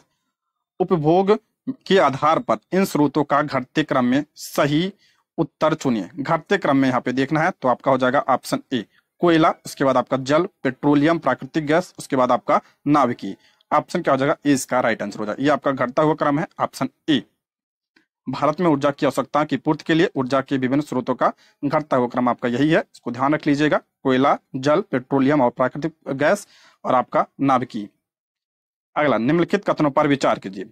जल विद्युत संयंत्रों में जल की स्थितिज ऊर्जा को विद्युत ऊर्जा में रूपांतरित किया जाता है। कराया, जल विद्युत संयंत्रों में जल की स्थितिज ऊर्जा को विद्युत ऊर्जा में रूपांतरित किया जाता है। बिल्कुल आपका क्या है? करेक्ट है, ये पूछा गया प्रश्न है, इसको ध्यान रखिएगा। बांधों के निर्माण से ग्रीन हाउस गैस उत्पन्न होती है, ये भी आपका क्या है? सही है, ऑप्शन सी इसका राइट आंसर हो जाएगा। यहाँ पे देखते हैं, उपयुक्त दोनों कथन सत्य हैं आपके। जल विद्युत ऊर्जा एक नवीकरणीय ऊर्जा है, ये भी ध्यान रखिए। कैसा है? तो नवीकरणीय ऊर्जा है। जल विद्युत उत्पन्न करने के लिए नदियों के बहाव को रोककर बड़े जलाशयों यानी कृत्रिम झीलों में एकत्रित करने के लिए ऊंचे ऊंचे बांध बनाए जाते हैं। यहाँ स्थापित जल विद्युत संयंत्र गिरते जल की स्थित ऊर्जा को विद्युत ऊर्जा में रूपांतरित करते हैं। इंपॉर्टेंट है ये। बांध के जल में डूबने के कारण बड़े बड़े पारिस्थितिक तंत्र नष्ट हो जाते हैं, क्योंकि बांध के आसपास बड़ी मात्रा में पेड़ पौधे, वनस्पति आदि जल में डूब जाते हैं। वे अवायु परिस्थितियों में सड़ने गलने लगते हैं, विघटित होकर विशाल मात्रा में मेथेन गैस उत्पन्न करते हैं। इसलिए आपका क्या है? ग्रीन हाउस गैस ये आपका छोड़ता है, इसलिए इंपॉर्टेंट है, इसको ध्यान रखिएगा। बांधों के निर्माण में ग्रीन हाउस गैस उत्पन्न होती है, मेथेन उत्पन्न होती है। मेथेन क्या होता है? ग्रीन हाउस गैस है। अगला है, निम्नलिखित कथनों पर विचार कीजिए। इसमें आपका पहला दिया है, जिन ईंधनों का उत्पादन पादप एवं जंतुओं से होता है उन्हें जैव मात्रा कहते हैं। बिल्कुल आपका करेक्ट है। जिन ईंधनों का उत्पादन पादप एवं जंतुओं से होता है उन्हें क्या कहते हैं? आपका जैव ईंधन कहते हैं। बिल्कुल सही है। पादप तथा वाहित मल जब ऑक्सीजन की अनुपस्थिति में अपघटित होते हैं तो बायोगैस यानी जैव गैस होते हैं। बिल्कुल आपका करेक्ट है, ये पूछा गया प्रश्न है, दोनों इंपॉर्टेंट है। जैव गैस में सर्वाधिक मात्रा में मेथेन होती है, ये भी आपका क्या है? करेक्ट है। ऑप्शन डी इसका राइट आंसर हो जाए। 1, 2, 3। देखिए, हम लकड़ी तथा उपलों का उपयोग ईंधन के रूप में प्राचीन काल से कर रहे हैं। इनके दहन से हमें ऊर्जा प्राप्त होती है। चूंकि ये ईंधन पादप एवं जंतु उत्पाद हैं, इन ईंधनों के स्रोत को हम जैव मात्रा कहते हैं। गोबर यानी जैव यानी बायोमास कहते हैं इसको। गोबर फसलों के कटने के पश्चात पचे अवशिष्ट, सब्जियों के अपशिष्ट जैसे विविध पादप तथा वाहित मल जब ऑक्सीजन की अनुपस्थिति में अपघटित होते हैं बायोगैस यानी जैव गैस निकलती हैं। बिल्कुल सही है। चूंकि इस गैस को बनाने में उपयोग होने वाला आरंभिक पदार्थ मुख्यतः गोबर है, इसलिए इसका प्रचलित नाम क्या है? आपका गोबर गैस है। गोबर गैस संयंत्र या जैव गैस संयंत्र अवायु सूक्ष्म जीव जिन्हें जीवित रहने के लिए ऑक्सीजन की आवश्यकता नहीं होती है, गोबर की स्लरी के जटिल यौगिक का अपघटन कर देते हैं। अपघटन की प्रक्रिया के फलस्वरूप मेथेन, कार्बन डाइऑक्साइड, हाइड्रोजन तथा हाइड्रोजन सल्फाइड जैसे गैसें निकलती हैं। निकलने वाली गैस में आपका 75% मेथेन होता है। इसी कारण जैव ईंधन एक उत्तम ईंधन होता है। अगला है, किन तत्वों की उपस्थिति के कारण जैव गैस यानी बायोगैस संयंत्र से निकलने वाली स्लरी एक उत्तम खाद के रूप में उपयोग की जाती है? ऑप्शन बी इसका राइट आंसर हो जाएगा, नाइट्रोजन तथा फास्फोरस के कारण। ऑप्शन बी, जैव गैस संयंत्र से निकलने वाली स्लरी में नाइट्रोजन तथा फास्फोरस प्रचुर मात्रा में होता है, जिस कारण से यह एक उत्तम खाद के रूप में प्रयोग में आती है। इसको भी ध्यान रखिएगा, इंपॉर्टेंट है। ठीक है, नेक्स्ट आपका है, निम्नलिखित में से किस देश को पवनों का देश कहा जाता है? किस देश को पवनों का देश कहा जाता है? तो आपका डेनमार्क को। ऑप्शन सी इसका राइट आंसर हो जाएगा। पूछा जा सकता है तो ध्यान रखिएगा, डेनमार्क को पवनों का देश कहा जाता है। इस देश में 25% से भी अधिक विद्युत की आपूर्ति पवन चक्कियों के विशाल नेटवर्क द्वारा विद्युत उत्पन्न करके की जाती है। जर्मनी भी इस क्षेत्र में अग्रणी है। निम्नलिखित में से कौन सा तत्व सोलर सेल में उपयोग किया जाता है? करा सोलर सेल में किसका उपयोग किया जाता है? तो आपका इसका राइट आंसर हो जाएगा ऑप्शन ए, केवल आपका सिलिकॉन का किया जाता है। ऑप्शन ए इसका राइट आंसर हो जाएगा। सोलर सेल द्वारा प्रकाश ऊर्जा को सीधे विद्युत ऊर्जा में रूपांतरित किया जाता है। सौर सेलों को बनाने के लिए सिलिकॉन का उपयोग किया जाता है, जो कि प्रकृति में प्रचुर मात्रा में उपलब्ध है, परंतु सौर सेलों को बनाने में उपयोग होने वाले विशिष्ट श्रेणी के सिलिकॉन की उपलब्धता सीमित है। इसको भी आप ध्यान रखिएगा। अगला आपका, सागरीय तापीय ऊर्जा रूपांतरण विद्युत संयंत्र या ओटीईसी विद्युत संयंत्र द्वारा सागरीय ऊर्जा को विद्युत ऊर्जा में परिवर्तित किया जाता है जब, तो इसका राइट आंसर हो जाएगा ऑप्शन ए, महासागर के पृष्ठ पर जल का ताप 2 किलोमीटर की गहराई पर जल के ताप में 20 डिग्री का क्या होता है, 20 डिग्री सेल्सियस का अंतर हो। ऑप्शन ए इसका राइट आंसर हो जाएगा। यहां हम देखते हैं, समुद्रों अथवा महासागरों के पृष्ठ का जल, एक मिनट, समुद्रों अथवा महासागरों के पृष्ठ का जल सूर्य द्वारा तप्त हो जाता है, जबकि इनके गहराई वाले भाग का जल अपेक्षाकृत क्या होता है, ठंडा होता है। ताप में इस अंतर का उपयोग सागरीय तापीय ऊर्जा रूपांतरण विद्युत संयंत्र द्वारा सागरीय ऊर्जा को विद्युत ऊर्जा में परिवर्तित किया जाता है। ओटीईसी विद्युत संयंत्र केवल तभी प्रचालित होते हैं जब महासागर के पृष्ठ पर जल का ताप 2 किलोमीटर तक की गहराई पर जल के ताप में 20 डिग्री सेल्सियस का अंतर हो। पृष्ठ के तप्त जल का उपयोग अमोनिया जैसे वाष्पशील गैस द्रव को उबालने में किया जाता है। इस प्रकार बनी द्रवों की वाष्प फिर जनित्र के टरबाइन को घुमाती है। महासागर की गहराइयों से ठंडे जल को पंपों से खींचकर वाष्प को ठंडा करके फिर से द्रव में संघनित किया जाता है। इसको भी आप ध्यान रख लीजिएगा। नेक्स्ट बढ़ते हैं, निम्नलिखित कथनों पर विचार कीजिए। पहला, नाभिकीय विखंडन की अभिक्रिया में भारी परमाणु के नाभिक को हल्के नाभिकों में तोड़ा जाता है। नाभिकीय विखंडन की प्रक्रिया में भारी परमाणु के नाभिक को हल्के नाभिकों में तोड़ा जाता है। बिल्कुल आपका क्या है, करेक्ट है। नाभिकीय विखंडन अभिक्रिया के दौरान नाभिकीय संयंत्रों से नियंत्रित दर पर ऊर्जा मुक्त होती है। ये भी आपका क्या है, सही है। ये पूछा गया प्रश्न है, तो ऑप्शन सी इसका राइट आंसर हो जाएगा। 1 और 2 आपका दोनों करेक्ट है। देखिए, बीपीएससी एनसीईआरटी से ही सारा प्रश्न बनाती है, इसलिए एनसीईआरटी आपके लिए बहुत इंपॉर्टेंट है। नाभिकीय संयंत्रों में नाभिकीय विखंडन की अभिक्रिया के फलस्वरूप नाभिकीय ऊर्जा प्राप्त की जाती है। नाभिकीय विखंडन अभिक्रिया एक ऐसी प्रक्रिया है जिसमें किसी परमाणु जैसे आपका यूरेनियम, प्लूटोनियम अथवा थोरियम के नाभिक को निम्न ऊर्जा न्यूट्रॉनों में बमबारी कराकर हल्के नाभिकों में तोड़ा जा सकता है। जब ऐसा किया जाता है तो विशाल मात्रा में क्या होती है, ऊर्जा मुक्त होती है। विद्युत उत्पादन के लिए डिजाइन किए जाने वाले नाभिकीय संयंत्रों में इस प्रकार के नाभिकीय ईंधन स्वपोषी विखंडन श्रृंखला अभिक्रिया का एक भाग होते हैं, जिनमें नियंत्रित दर पर ऊर्जा मुक्त होती है।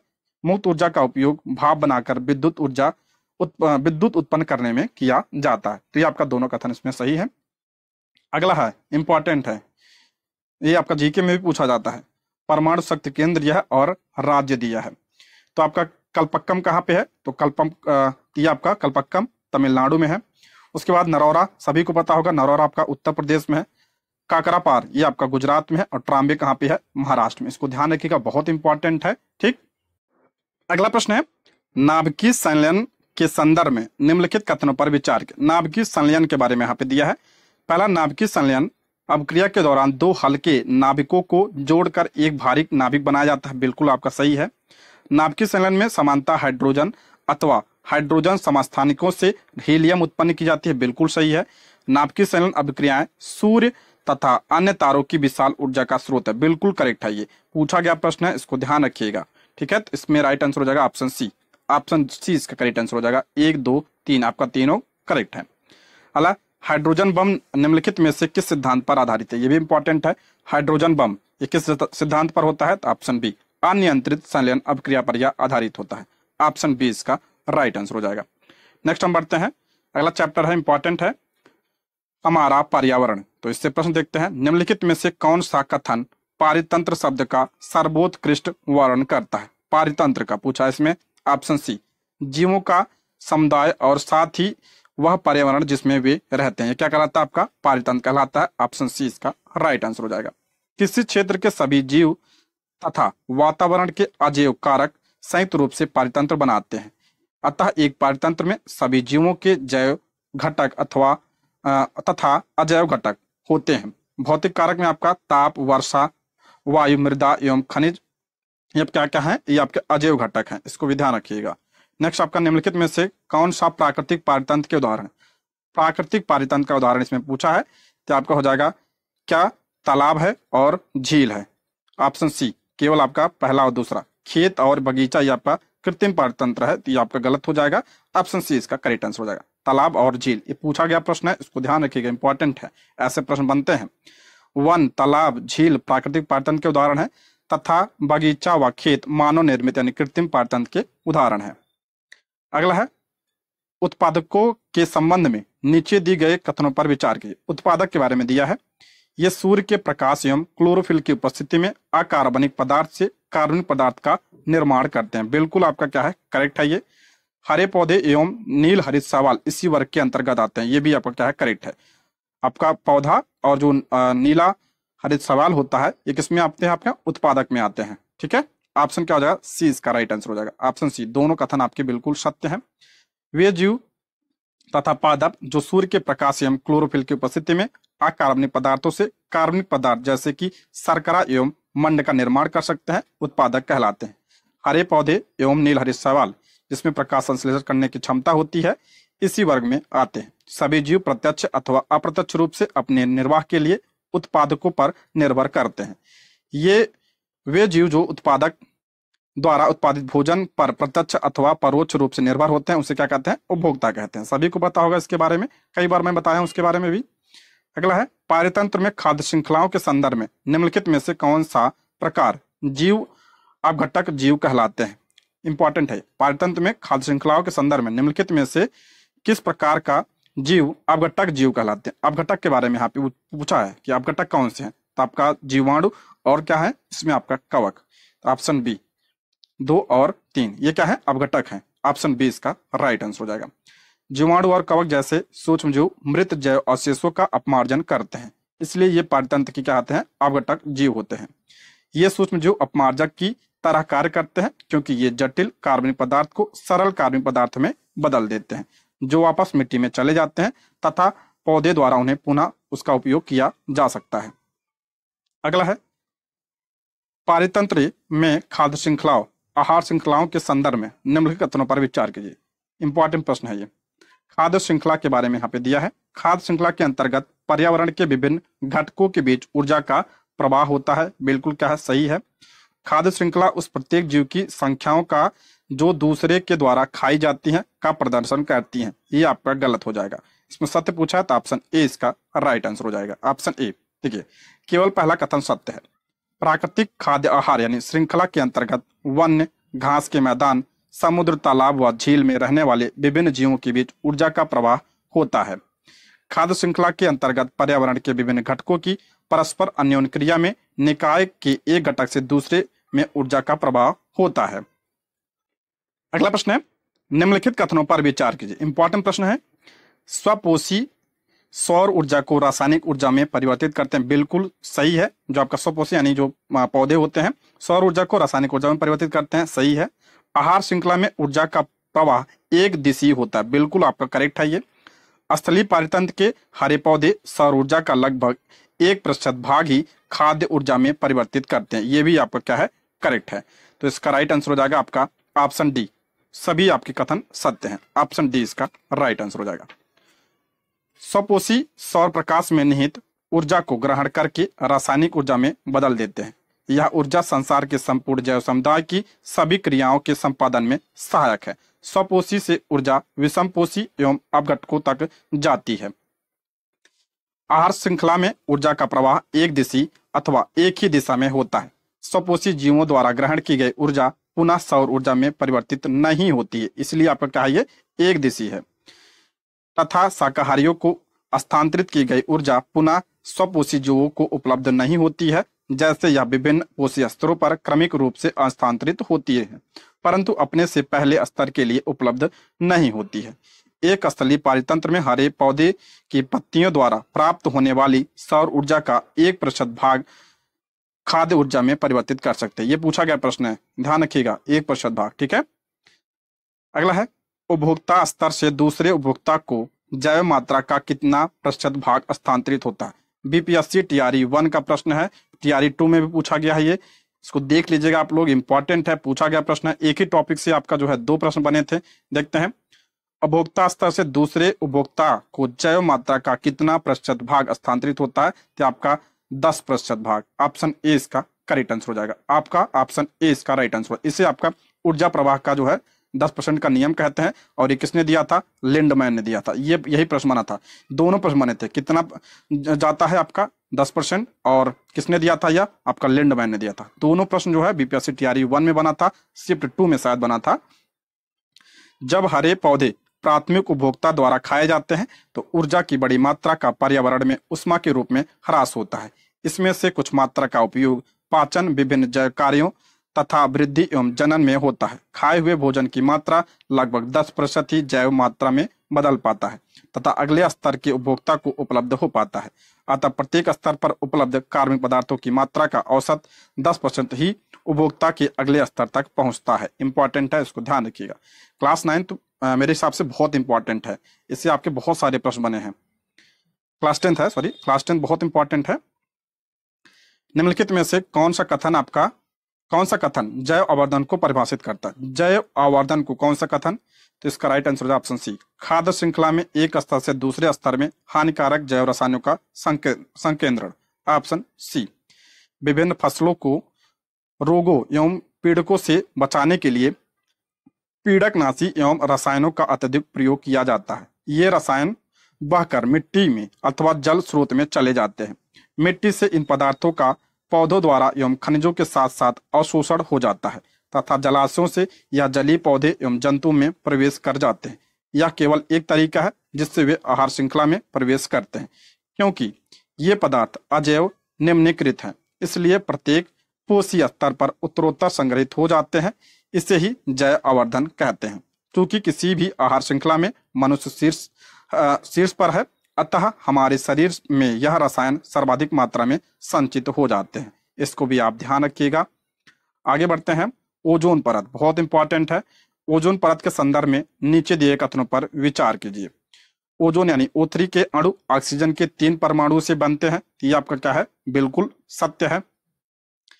ओजोन सूर्य से आने वाली पराबैंगनी विकिरण से पृथ्वी को सुरक्षा प्रदान करते हैं। ये भी आपका बिल्कुल सही है। क्लोरोफ्लोरोकार्बन यानी CFC जैसे मानव संश्लेषित रसायनों से ओजोन की मात्रा में तीव्रता से गिरावट होने लगी। ये भी आपका क्या है, करेक्ट है। तो इसका राइट आंसर हो जाएगा आपका ऑप्शन सी। ऑप्शन सी इसका राइट आंसर हो जाएगा। आपका तीनों कथन सत्य है। ओजोन यानी O3 के अणु ऑक्सीजन के 3 परमाणुओं से बनते हैं, जबकि सामान्य ऑक्सीजन जिसके विषय में हम प्रायः चर्चा करते हैं उसमें क्या होता है, 2 परमाणु होते हैं। वायुमंडल के ऊपरी स्तर में ओजोन एक आवश्यक प्रकार संपादित करता है। अगर पूछा जाए किस मंडल में पाई जाती है, आपका यह समताप मंडल में पाई जाती है। ठीक है, या सूर्य से आने वाली पराबैंगनी किरण से पृथ्वी को सुरक्षा प्रदान करती है। यह पराबैंगनी विकिरण जीवों के लिए अत्यंत हानिकारक है। यह मानव में त्वचा का कैंसर उत्पन्न करती है। वायुमंडल के उच्चतर स्तर पर पराबैंगनी विकिरण के प्रभाव से ऑक्सीजन यानी O2 अणुओं से ओजोन बनती है।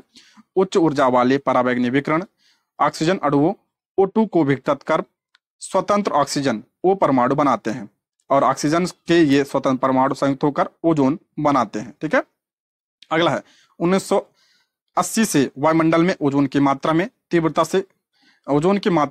से गिरावट आने लगी है। क्लोरोफ्लोरोकार्बन CFC जैसे मानव संश्लेषित रसायनों को इसका मुख्य कारक माना जाता है। पहले क्लोरोफ्लोरोकार्बन का प्रयोग रेफ्रिजरेटर में होता था, परंतु इसके पर्यावरणीय दुष्प्रभाव के कारण जो है वर्तमान में इसका उपयोग क्या कर दिया गया है, बंद कर दिया गया है। अगला चैप्टर आपका प्राकृतिक संसाधनों का प्रबंधन। गंगा सफाई योजना पहली बार किस वर्ष में शुरू की गई थी? गंगा सफाई योजना पहली बार किस वर्ष? तो आपका 1985 में। ऑप्शन बी इसका राइट आंसर हो जाएगा।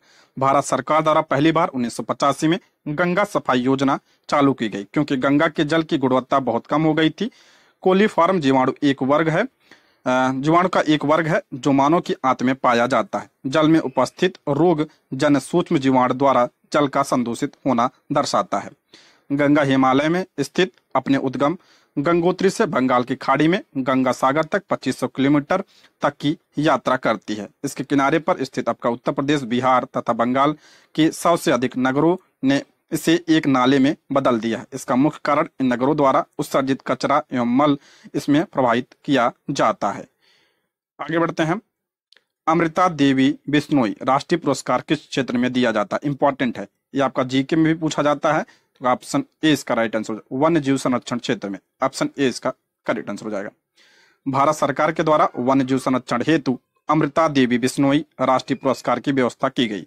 यह पुरस्कार अमृता देवी बिश्नोई की स्मृति में किया जाता है, जिन्होंने 1771 में राजस्थान में जोधपुर के पास खिजराली गांव में खेजरी वृक्षों को बचाने हेतु 363 लोगों के साथ अपने आप को बलिदान कर दिया था। इंपॉर्टेंट है, इसको ध्यान रखिएगा। अगला है, निम्नलिखित कथनों पर विचार कीजिए। चिपको आंदोलन का संबंध वन संरक्षण से बिल्कुल सही है। चिपको आंदोलन की शुरुआत जो है हिमाचल प्रदेश से हुई, गलत है। ये आपका कहाँ से हुआ था? उत्तराखंड से हुआ, गलत है। चिपको आंदोलन 1970 के दशक के प्रारंभ में शुरू हुआ, बिल्कुल सही है। तो ऑप्शन बी इसका राइट आंसर हो जाएगा। ऑप्शन बी इसका करेक्ट आंसर हो जाएगा। केवल पहला और तीसरा जो है कथन सत्य है। चिपको आंदोलन स्थानीय निवासियों को वनों से अलग करने की नीति का ही परिणाम है। यह आंदोलन हिमालय की ऊंची पर्वत श्रृंखलाओं में गढ़वाल यानी उत्तराखंड के रेनी नामक गांव में 1970 के प्रारंभिक दशक में हुआ था। यह विवाद लकड़ी के ठेकेदार एवं स्थानीय लोगों के बीच प्रारंभ हुआ, क्योंकि गांव के समीप वृक्ष काटने के लिए जब ठेकेदार आए तो स्थानीय पुरुष वहां नहीं थे, तो बिना किसी डर के वहां की महिलाएं फौरन आ गई तथा उन्होंने पेड़ों को अपनी बाहों में भरकर यानी चिपक कर ठेकेदार के आदमियों को वृक्ष काटने से रोका। ठीक है, अतः ठेकेदार को अपना काम बंद करना पड़ा, इसलिए इसे चिपको आंदोलन कहते हैं। और इसका प्रणेता किसे माना जाता है? सुंदरलाल बहुगुणा को माना जाता है। इसको भी आप ध्यान रखिएगा। अगला आपका मिलान करना है। जल संग्रहण की पद्धति दिया है और संबंधित राज्य दिया है। इंपॉर्टेंट प्रश्न है ये। इसमें आपका पाइन की बात करते हैं। ये आपका क्या है? जल संग्रहण की नीति है पाइन। तो ये आपका कहाँ पे होता है? ये बिहार में। इंपॉर्टेंट है, बिहार में, इसलिए बहुत इंपॉर्टेंट है। पाइन कहाँ पे? बिहार में। कुल्ह ये कहाँ पे होता है? तो ये आपका हिमाचल प्रदेश में। खादिन कहाँ पे होता है? राजस्थान में। और एरिस कहाँ पे होता है? ये तमिलनाडु में। इस हिसाब से इसको मिला लीजिएगा, इंपॉर्टेंट है ये। ठीक है, ऑप्शन ए इसका करेक्ट आंसर हो जाएगा। जल संग्रहण भारत में बहुत पुरानी संकल्पना है। अलग अलग राज्यों में इसे अलग अलग नामों से जाना जाता है। राजस्थान में से खादिन, बड़े पात्र एवं नाड़ी, महाराष्ट्र में आपका बंगारम एवं ताल, मध्य प्रदेश एवं उत्तर प्रदेश में आपका बंदिश, बिहार में आहार तथा पाइन, हिमाचल प्रदेश में आपका कुल्लू, जम्मू के कांदी क्षेत्र में तालाब तथा तमिलनाडु में एरिस, केरल में आपका सुरंगम, कर्नाटक में कट्टा इत्यादि नामों से इसको जाना जाता है। इंपॉर्टेंट है, पूछा जा सकता है। ठीक है, अगला, निम्नलिखित कथनों पर विचार कीजिए। कोयला एवं पेट्रोलियम जैव मात्रा से बनते हैं, जिनमें कार्बन के अतिरिक्त हाइड्रोजन, नाइट्रोजन एवं सल्फर होते हैं। बिल्कुल सही है। कोयला एवं पेट्रोलियम जैव मात्रा से बनते हैं यानी जीवाश्म से, जिसमें कार्बन के अतिरिक्त हाइड्रोजन, नाइट्रोजन एवं सल्फर होते हैं। बिल्कुल सही है। अपर्याप्त वायु में कोयला एवं पेट्रोलियम को जलाने पर कार्बन मोनोऑक्साइड बनता है। बिल्कुल करेक्ट है, कार्बन मोनोऑक्साइड बनता है। यह आपका सही है। ऑप्शन सी इसका राइट आंसर हो जाएगा। पेट्रोलियम एवं कोयला एवं पेट्रोलियम जैव मात्रा से बनते हैं, जिसमें आपका कार्बन के अतिरिक्त हाइड्रोजन, नाइट्रोजन एवं सल्फर होते हैं। जब इन्हें जलाया जाता है तो कार्बन डाइऑक्साइड, जल, नाइट्रोजन की ऑक्साइड तथा सल्फर के ऑक्साइड बनते हैं। अपर्याप्त वायु यानी ऑक्सीजन में जलने पर कार्बन डाइऑक्साइड के स्थान पर कार्बन मोनोऑक्साइड, देखिए अपर्याप्त वायु यानी अपर्याप्त ऑक्सीजन में जलने पर कार्बन डाइऑक्साइड के स्थान पर क्या बनता है? आपका कार्बन मोनोऑक्साइड, और ये बहुत जहरीली गैस है। इन उत्पादों से नाइट्रोजन एवं सल्फर की ऑक्साइड तथा कार्बन मोनोऑक्साइड विषैले गैस हैं तथा कार्बन डाइऑक्साइड एक ग्रीन हाउस गैस है। ये पॉइंट जरूर ध्यान रखिएगा, carbon monoxide green house gas नहीं है, carbon dioxide green house gas है, लेकिन कार्बन मोनोऑक्साइड ये बहुत जहरीली गैस है।